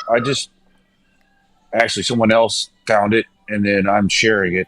There's a model tool on the net that's it's metabunk.org. Yeah. My friend Nick West wrote that. Yeah. Yeah. Oh, you know him. Okay. Oh yeah. Did you know that he also wrote the first two He programmed the first two Tony Hawk's games. Oh, that's cool. Yeah. Well, no, it's what just a dick. He ruined so much of my childhood. but it's it's starting to become popular. There's a learning curve on trying to figure out how to use it. You on about the refraction simulator, right? Because I use that all the time. Yeah. Well, I didn't know if you knew about it. And yeah. Average and Fields are in the right mindset to understand. Refraction could be hard. Yeah. Yeah, I've seen quite a few of those tools. Speaking of, is Greg, this do you the have one that you're on about? So this thing here? Yeah. Which is brilliant because my favorite one is when you if you do, where is it? Their favorite one. Now, for those in the audience, it is not touchscreen friendly. Here we go. You need a mouse. So this is my favorite. This is obviously the black swan that they always post, right? Well, that's the normal one. That's with refraction. Right. So this is what they always post as their black swan, right? And I love the fact that you can literally just, change the refraction, show where, the rays of light even show what would happen and what you would see. And so, what they normally say is, oh, look, you can see both of the things. But of course, if you just change the refractive conditions a little bit, move this down, like you can get all sorts of different effects. Look, it's now behind the curve of the Earth. The tops have become more. If you get temperature inversion over here, you can even do things like that. This literally models what refraction does to things. I like this one when you can make them completely disappear behind the curve of the Earth by just reducing the temperature a bunch at that point. Or you can make it stretch up or squish if you increase the temperature at certain points, and it even shows you on the side. Move everyone TikTok so they can see it. It shows you what the rays of light are doing based on the refractive conditions. The fact that this is literally modelled on physics, yet Angels of Shite says that you can't have refraction on in the atmosphere because it's just one medium, shows that he doesn't understand what the atmosphere is. The fact that the atmosphere is made up of layers of density and pressure is technically different mediums, and it's what it does.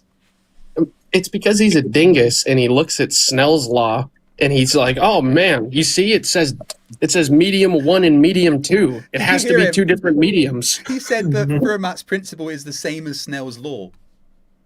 No, That's Fermat's 'cause he's a principle genius. includes Snell's law, but explains how light would travel the path of, well, the quickest path for the light to travel, right? So light will try to use the least energy to travel through a path. And if that means that it has to, go through and bend because of the difference in the pressure and temperature of the atmosphere, then that is what causes refraction. I mean, we could even show him, he would disagree that, he would say that water is just one medium, right? Yet you can fill water with sugar, which still makes it just one medium. And then Mick West, on that metabunk, you can actually go and look at his laser experiment in a fish tank, showing that, in just the one medium of the sugar water, light will bend. Well, and did you notice that he laughed at you when he said that there was water molecules in the air? Yeah. I said water vapor by accident when I meant water droplets because flat earthers think clouds are made of gas. That incredulous laugh after everything. Yeah. But that's just his go-to. Yeah. He's always doing that. I don't think he understands that. Like, I was totally hoping you would point it out. Like when they were doing that little, what was that?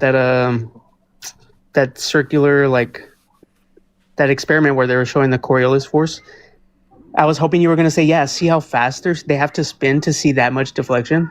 Yeah, that was one of the things I was trying to get across, is that I did mention that Coriolis is dependent on certain variables like the mass of the object, the speed of the object, how far the object has traveled. The further it travels, the faster it travels, the more Coriolis deflection you have, right? But him and other flat earthers seems to think that as soon as you leave the Earth, there should be some kind of Earth spinning underneath. And they think Coriolis is just Earth spinning underneath things, but that's not what Coriolis is. It's a deflection because of physical properties, right? And the way that I like to explain it is that it's very simple. At the equator, there's the Earth has a tangential velocity of about 1,000 miles an hour, and as you go north or south, that tangential velocity decreases, right? So if you're at the equator and you fire something north, when that projectile leaves the cannon, it has a tangential velocity to the east of 1,000 miles an hour. But as it's traveling north, it is traveling over areas of the Earth that have a lower tangential velocity. So let's say it gets a quarter of the way up, and now the ground below it has a tangential velocity of 750 miles an hour. But because of conservation of momentum, the projectile still has a tangential velocity to the east of 1,000 miles an hour. So now technically, that projectile is traveling 250 miles an hour faster to the east than the ground below it, which means that it will drift ahead of the Earth's rotation, which is why I pushed the question with him of, well, what should it do? If you fire it, should it go ahead of or behind the rotation of the Earth? And he said behind, because he didn't know the answer and then tried to backtrack, because no flat earther actually understands what Coriolis is. But Craig, do you got a video of you doing that while you're upside down juggling plates? Because if you don't have that, I don't believe you. I'm actually going to find a bunch of videos of artillery talking about deflection and stuff, because I know there is some. I just don't have handy at this very second, right?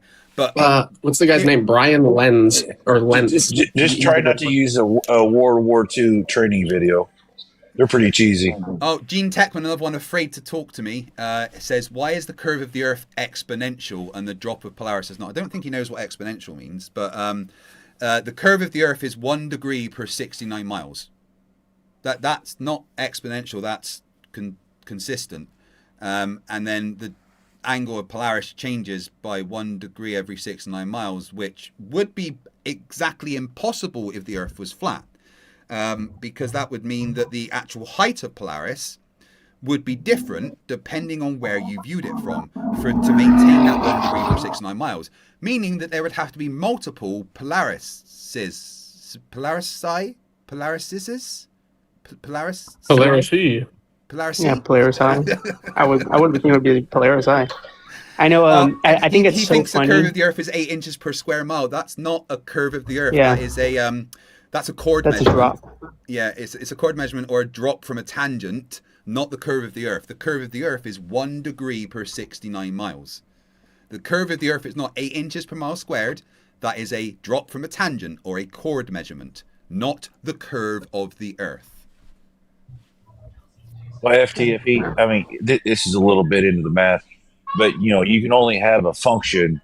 A function can't intersect with the vertical line, so you have to use the top half. And I've asked them, I'm like, what is the formula for that semicircle? They can't even give me that. Let's see if Gene will come in and say anything derp. I was planning to be finished by now, to be honest. It's gone on way longer than I planned for this stream. I haven't even got on to telling about the Karen neighbors yet.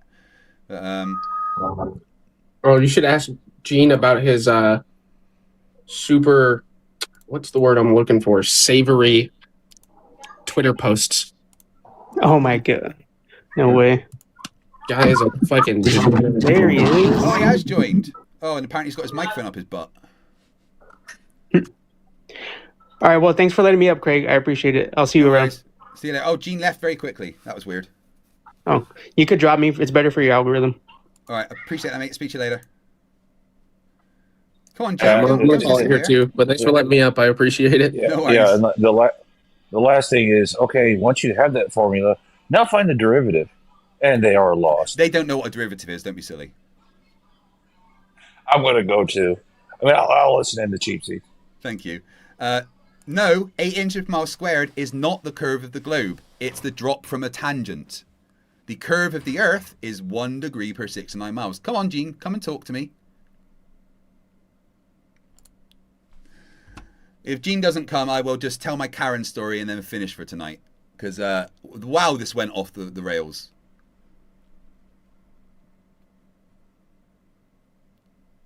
Gene, come on. You joined for a second there. Come on. I'll give you another 10 seconds and then I'll tell my Karen story. And then that's it for tonight. Dude, thank you for getting Angels of Shite to come on. I appreciate that. Come on, Gene. Don't be afraid. No, I guess he's not coming. Right, okay. We didn't even get through all of CC. I guess we can cover some more of him tomorrow. Not tomorrow because I'm doing a charity stream tomorrow. I'll do 1,500 push-ups. Why do I fucking hate myself? Come on, Gene. One more chance. He joined and then he left.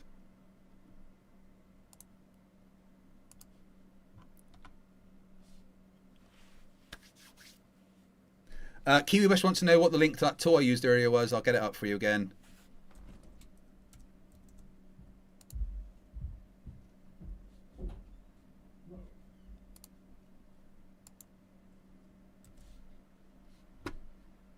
There's the link to the refraction simulator in the YouTube. Right. Okay. Karens.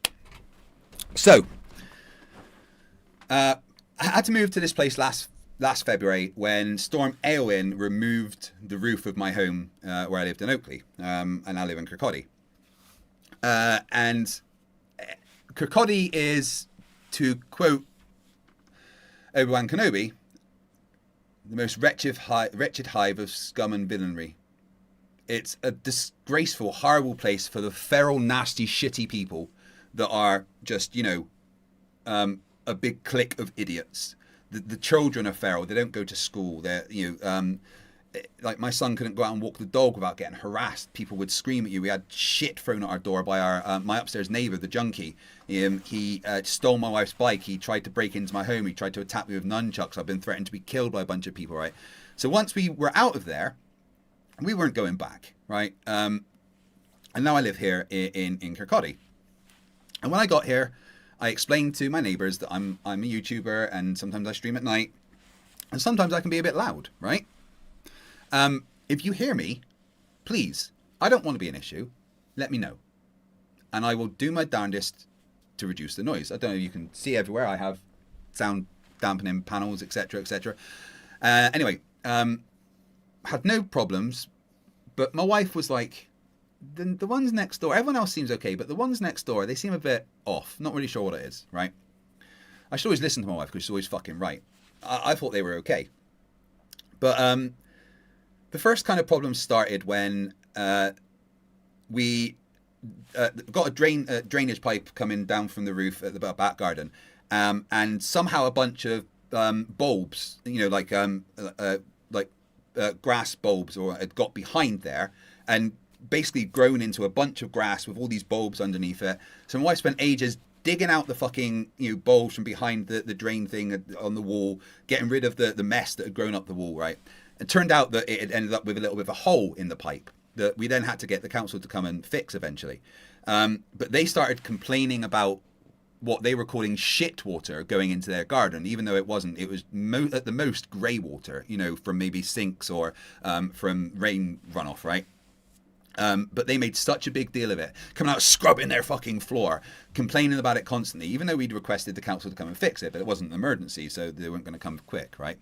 And then we'd requested it to be fixed, and even though they'd said, could you get it fixed, they then also contacted the council to get it fixed. So the council turned up like 3 times to fix it, even though it was already fixed, right?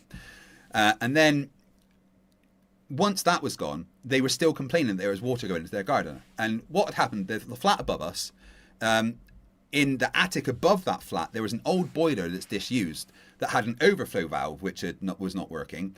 So there was a drip, drip, drip, drip constantly, right? We loved it because you know what we did? We put our fucking potted plants under that and they thrived. But because there was a tiny little splash going into their garden, they made 23 phone calls to the housing officer around here, complaining that we weren't getting it sorted, even though it wasn't anything to do with us. It was literally an old boiler in a flat above us. But we kept getting calls from the housing officer, blah, blah, blah, right? And that was kind of our notice that things weren't quite right, okay? And then one day we were out in the garden during the summer, enjoying the sun because it was fucking gorgeous. And they came out. We got an old Karen and a junior Karen. I think one's about, the junior Karen's like 50 or something and works at Marks and Spencer and lives with her mum. Weird. Anyway, as they came out, the junior Karen went, "It smells like shit out here." And we were like, what? Now, we had our dogs in the garden. And I think she was implying that she could smell the dog shit, even though there was no dog shit. Oh, Jean's back. Come on, Jean. You can come and talk.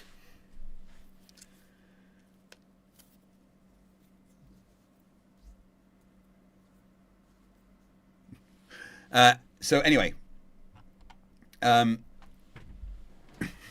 pooping. Of course you are, Jean. So anyway, she basically was trying to imply that our garden was covered in dog shit, which it never is, because we're very responsible dog owners and we pick up when of course the dogs shit in the garden because that's what dogs do, but we pick it up. I'm not Nathan Thompson, right?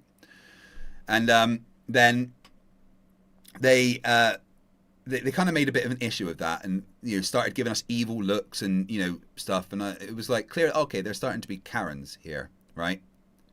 And then we kind of didn't hear anything, but then like a month or two later, the housing officer comes around, knocks on our door, and was like, "Yeah, we've got a bunch of complaints about you."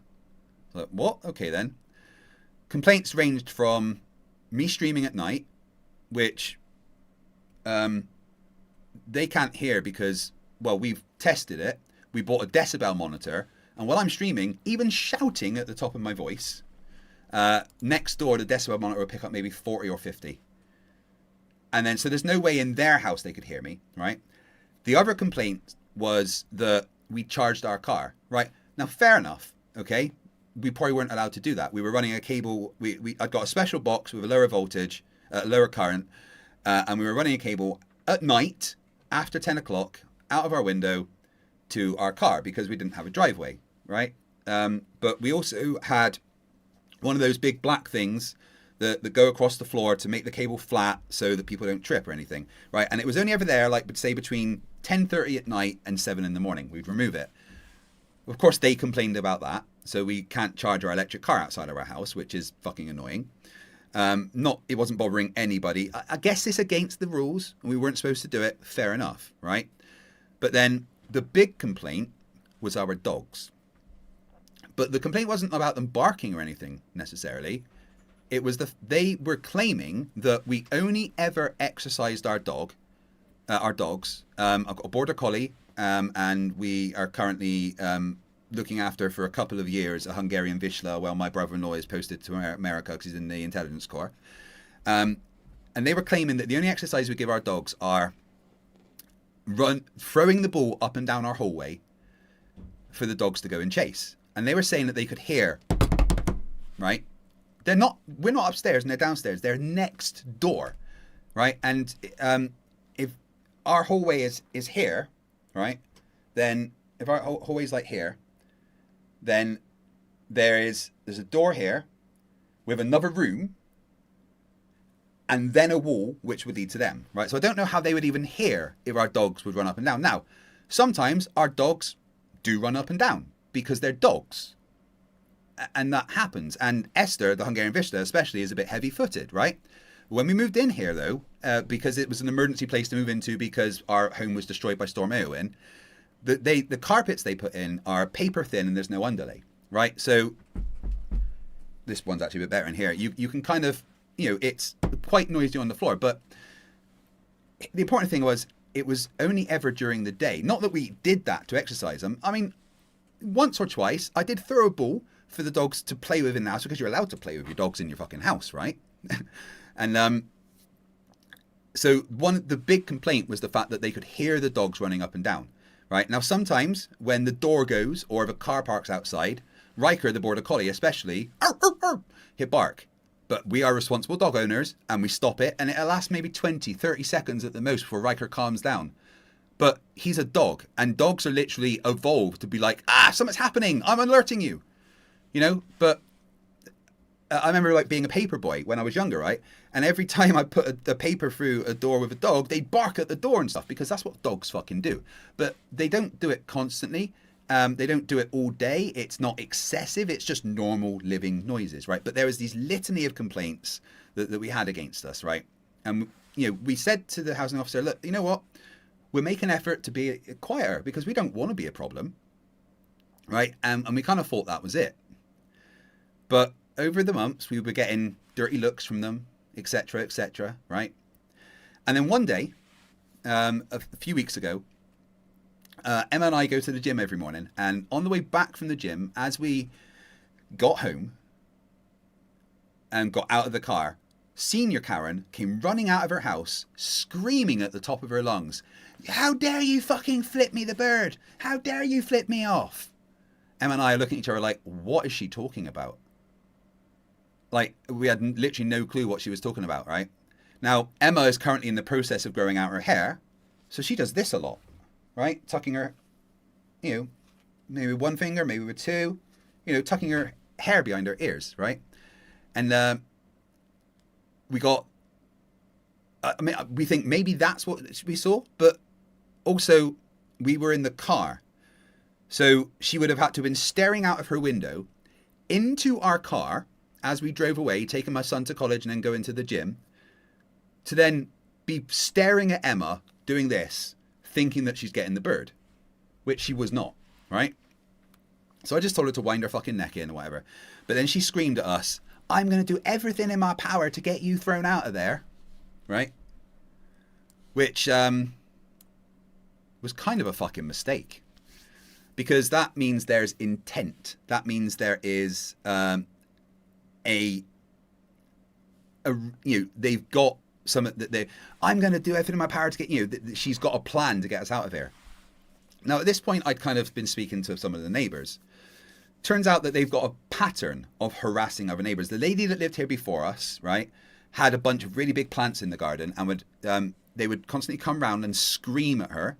And the lady above us, who's got 5 kids, when they moved in, right, they were it was just before COVID, I think they moved in here, and the kids were playing with the ball outside, and the ball went into the neighbour's garden. And the neighbour said, "If that ball comes in here again, I'm going to pop it." Right? Yeah, nice.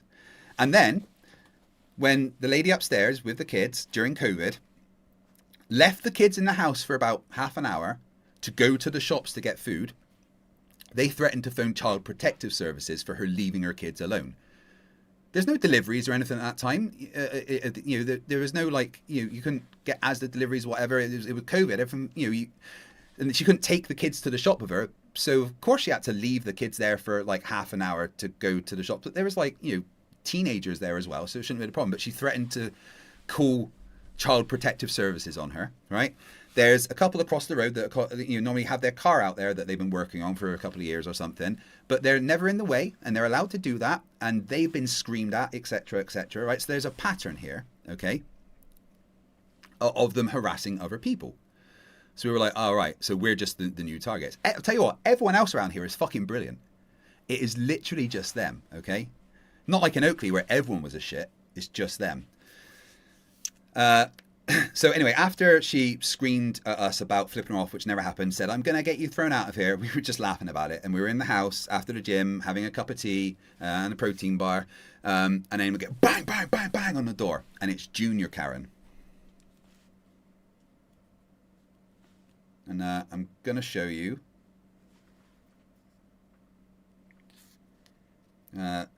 Basically, Senior Karen had sent round Junior Karen after already saying something to then have a go.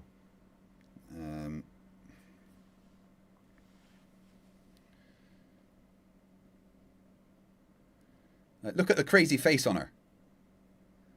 It's like, do you think you're fucking hard? Harassing us, please. Yes. Can you just stay away from us? We want to be left alone. Can you go away? Can you please go away?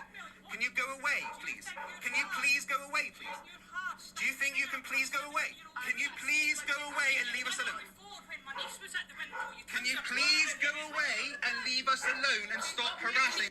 So I'm literally just saying, go away, leave us alone, while she's standing there screaming, pointing, right? And then she's like, I read all about you. I know that you're a fucking, a violent criminal. And probably talking about the fact that at the time I had to beat up my junkie neighbour when he broke into my home. And I got arrested for it, right? So this went on for a few minutes. We were standing there, okay? And then Emma was like, right, that's enough. It's time for you to go, right? And I'll get to that bit of the video to show you. Right? So...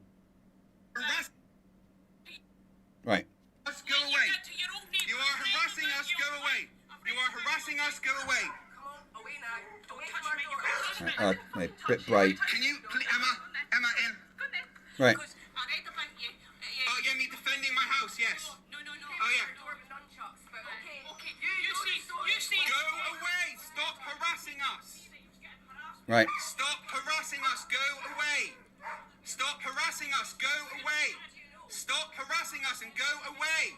Right. Leave us alone. I don't know if you could hear it there, but during that, she's screaming at Emma, don't touch me, don't push me, whilst Emma's literally not touching her or pushing her, right? So, I missed the point. When the housing officer came over with the original complaints, I said, well, I asked them if we're a problem to, if they can hear us to come and, sometimes people aren't comfortable coming to your door. Well, clearly they fucking are. Anyway, after that, we contacted the housing officer, like, we're being harassed. We want, maybe the Safer Communities team involved, right? But before we had a chance to have our complaint deal with, we got a fucking letter through the door because they had complained to the Safer Communities team about us, about noise complaints, right?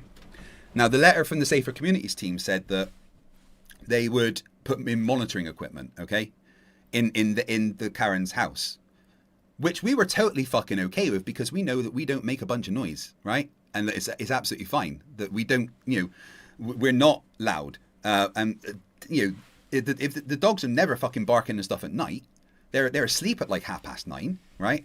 So we knew that if monitoring equipment went in next door, it would be no problem. Plus, we had been, ever since we knew there were going to be problems, we bought a decibel monitor and we were monitoring ourselves, right? Recording evidence of when I'm streaming, Emma's recording the decibel monitor. Even when I'm a bit loud, she's recording to show that it's not really that loud, right? Recording when the dogs are barking, recording her taking the dogs out. In fact, you can look at my wife's fucking reels on Facebook and there's her taking the dogs for miles of walks where they're claiming we don't look after our dogs, right? So it got to the point where we'd had a complaint against us for noise. There was a noise complaint against us that the Safer Communities team were dealing with, right? and they were going to put monitoring equipment in their house, right? So we decided to put all of our evidence in the Google Drive and email the guy that the letter that had been sent in the letter, so he'd got all the evidence, and we asked for them to call us. Waited a few days, no phone call, no message back, emailed again, and then eventually it was yesterday he called us back, right? Basically, they refused to have monitoring equipment in their home. They didn't want it, right? They absolutely refused to have that monitoring equipment, citing some kind of medical reason. I can't think of any medical reason to not have a box about this big monitoring the sound in your house. The reason they refused it was because they knew there would be no fucking evidence picked up, right? None at all. So that the Safer Communities team guy said, well, I can't, it's nothing to do with me then if you're not going to cooperate, and just bounced the complaint back to the housing officer. But they have literally refused to provide evidence that we are doing anything wrong. We are doing nothing apart from living our lives normally, right? And I'm under no obligation to be silent in my own home, even at night time. People work at night, people watch TV at night. As long as I'm not like having parties and banging bass and being obsessively loud, and I'm not. I've got fucking soundproofing. You know, so we knew it wouldn't be a problem. So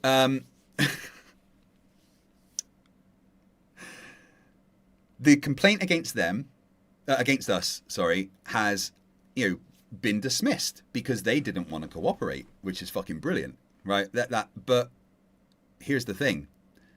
We've got a complaint against them now for harassment. And now the council consider them vexatious reporters because there is this pattern of them reporting and harassing and reporting and harassing. Yet, when it came to the point where they could get evidence, because if it turned out that we were being a noise complaint, right, we could have fines levied against us and maybe even eventually evicted, right? So if she wanted to do everything in her power to get us out, yeah, when it came to the point of them collecting evidence, they wouldn't do it because there was no evidence. But now we have an official complaint against them for harassment. But we have all the evidence that they're harassing us. A video of her at our door. You know, the fact that they've reported, 23 calls about a drip, phoning the housing officer about noises that aren't existing, making a noise complaint but refusing to collect evidence, right? Shouting at us in the street that we are gonna do everything in my power to get us out. During that video I showed you, she kept saying, "You made a mistake. You've made a mistake." More threats, more intention. So now they are under investigation for harassment. We pulled a fucking Uno reverse card on them, guys, right? But we're not just doing it for ourselves. We're doing it for every neighbour here that has had to put up with a Karen, because this is a really nice place. This is fucking lovely, right? But I am not letting them harass us. I stand up against bullies. I always will. It's part of who I am. It's why I've got in fights as a kid. It's why I got arrested for beating up my junkie neighbour, because I stand up to bullies, and I always will. It's why I fight the flat earth, because they're bullies. They're people that prey on the vulnerable, right? It's part of who I am. It's part of what I do. It's part of my very being to stand up to bullies. It's fucking brilliant. So now they are under full investigation by the council and the Safer Communities team for harassment. I don't know if they know this yet, right? But we've got someone coming out next week to talk to us, and they've got all the evidence. And then the next stage will be them getting a letter, getting a visit, being told that this is harassment and you're under investigation for harassment, right? And that makes me so fucking happy. The next stage will be them having to fucking leave us alone. Right? What should come of this now is basically them told, leave them alone. Don't say anything to them. Don't talk to them. Don't harass them. But I want them to keep doing it. I want them to keep trying to harass me, because now, when they try to make a complaint against me, it's now just considered vexatious reporting, and, it'll be dismissed by the council, and more evidence from me about them being a fucking nuisance, which is brilliant. So trust me, I will let you all know what happens after the fact of it happening, and that video will be posted in full. In fact, I might even do it this weekend. I might post that video in full this weekend. Oh, so yeah, absolutely fucking brilliant.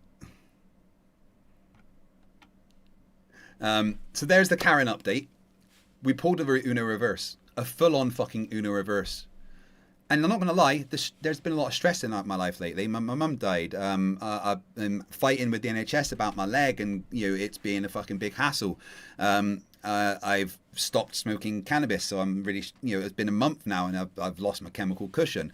Emma's dad is dying and probably doesn't have very long left. It's been.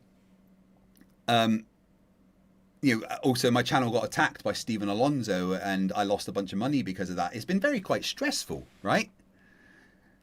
But when we got that phone call yesterday, made me fucking giddy and I loved it. Right, anyway, I'm going to catch up with Super Chats and get out of here for tonight. Oh God, there's quite a lot of Super Chats. I'm sorry, I didn't see all those.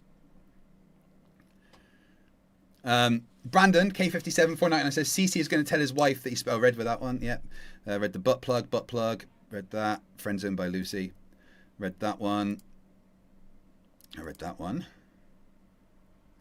Tim Davidson says, he's amputating the arms because you can't have guns in England. Inquisitive Infidel for £2. $2 says, is the photo an everyday thing or a rare thing? Rare thing, obviously, and that's going to be one of my points. Oh, copium, yes. They do need a big old cup of copium. Thank you.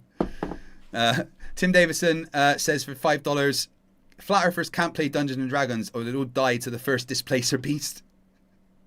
Inquisitive Infidel for £2 says, without light there are no shadows. Yeah, of course shadows refract because, it's the boundary of light, right? And anything that you see refracts. Gary IOW redacted the message. And we got Sven became a member. Thank you. Brandon, K57, says, what does Angels of Shite do with all the time he saves by not saying atmosphere? Eat, most likely. I know, chubby. Pope Russian member for 14 months says, hi, American recreational shooting here. Yes, Coriolis is accounted for at longer distances. Once you get to about 1,000 meters, you will start missing horribly. Yeah, I know. And that's the thing. When you do it, when you actually account for Coriolis, you hit your target. Brandon says for $4.99, absolutely wild. This is how I'm spending my Friday night. Golo Karos for $1.99 says, just wanted to thank you for calling the cops. Yep, I did that. I got him arrested. That was me. And then Gary IOW for £10 with another redacted message. I don't know why. Thank you very much, though. I do appreciate it. Do me a favor, guys. Keep the political talk out of the chat. I am absolutely done dealing with politics or right-wing, left-wing, Christian nationalism. It is the most toxic bullshit I've ever come across. So please, I'm begging you, politics out of the chat. Completely and utterly, right? Let's all just be anti-flat earths, anti-stupid. No more politics in my chat, please. That is a demand that I am making. I will just start deleting messages that are anything to do with politics, right? We all know that there's some crazy fucking shit going on right now, but I want to escape from that when I'm doing this, okay? Because it's toxic as fuck. It's full of horrible people that I do not want to be involved with. So let's just keep the politics away, okay? But yeah, that's it for tonight. Thank you very much, everyone. I do appreciate all your support. Nathan Oakley, any thoughts? Hi, my name's Nathan Oakley, and I have been lying to people about the Earth being flat for a lot of years. I did this to hide the fact I have a small penis. Now TikTok wouldn't have heard that, so I'm going to play it again. Hi, my name's Nathan Oakley, and I have been lying to people about the Earth being flat for a lot of years. I did this to hide the fact I have a small penis. Thanks, Rachbot, for making that as well. Yeah, so that's the show for tonight, guys. It went a bit longer than I thought it would, but I want to thank you all very much for your support and love. Thank you for TikTok actually got up to about 120 people, which is crazy considering I didn't even create a live event or anything. That's just the algorithm putting it out there, which is good, I guess. So thank you, everyone on TikTok. Make sure I'm going to end the TikToks live now and say goodbye to you all. Make sure you are following me, and if you want to give me any gifts or anything on TikTok, I really appreciate it. And if you have, I don't really know how to see who gave what. So if you did give me on TikTok, thank you very much for that. I very much appreciate it. Apparently I've made $18 on TikTok today. Oh, okay, all right, thank you. Anyway, goodbye TikTok. For the amazing people over here on YouTube, we're going to finish with a bit of Dearth or Potato, which I think is appropriate as Angels of Shites Vladdy is Dearth. So thank you for watching. I do appreciate it. Remember, stupidity is not a right. I will be here tomorrow from 8 p.m. doing a charity stream for Rubiks, trying to do 1,500 push-ups. That is my target. 1,200 is the maximum I've ever done. So this is an extra 300 on top of that. And I'm currently fighting a bit of a rotator cuff injury on my good shoulder. So we'll see how we go. I'm going to aim for 1,500. But I'd really appreciate it if you guys could turn up and support the charity that Rubiks is pushing. We'll talk more about that tomorrow, but I will see you there tomorrow. Remember, stupidity's not a right. Fight the flat earth. Pick it up, pick it up. Is it Dearth? Is it Potato? Watch the screen and wait for the show. What's revealed, we're dying to know. Is it Dearth or a Potato? Check it out. Dearth or Potato? Yes, I'm right, let's go. Dearth or Potato? It's the game that steals the show. Look at the picture, don't make a mistake. Is it a spud or is it a face? Out of the ground or from his own behind? Dearth or Potato, what will you find? Right on!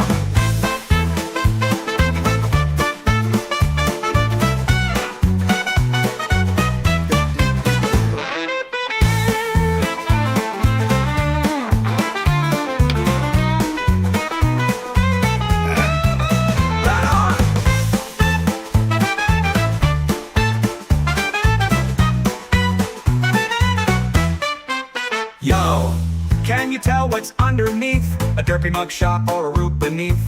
With every guess, we laugh and cheer. Is it Dearth or a Potato? Let's make it clear. Hang it up, give it a show. Dearth or Potato, let's go.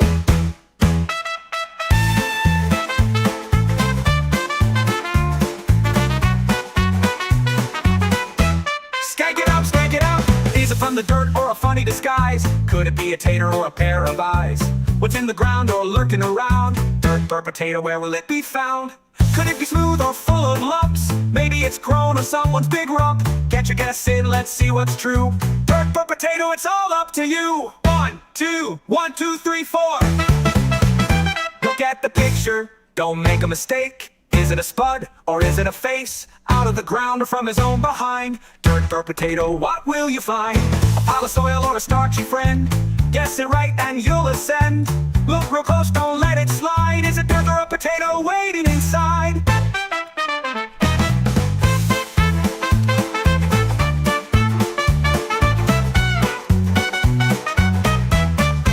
Let's go, rude boys.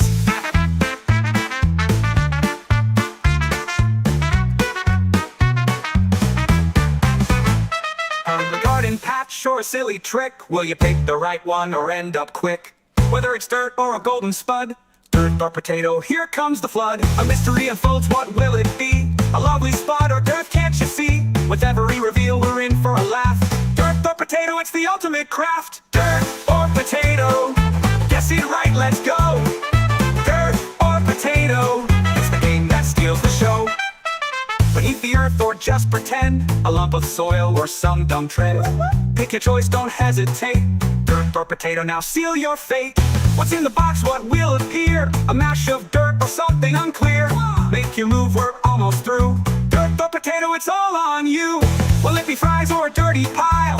Guess it's wrong and we'll laugh for a while. Test your luck, it's time to go. Dearth or Potato, let the guessing flow. Right, guys, thank you very much for watching. I really do appreciate it. I am going to see if I can quickly set up a redirect. Here we go. Right, one of my awesome friends, Sir Little Wolf, has a stream starting in any second. Stay in the chat. You'll be automatically directed over there, and tell him that FTFE sent you and give him some love. And I will see you guys tomorrow for the charity stream. Remember, stupidity's not a right. Fight the flat earth.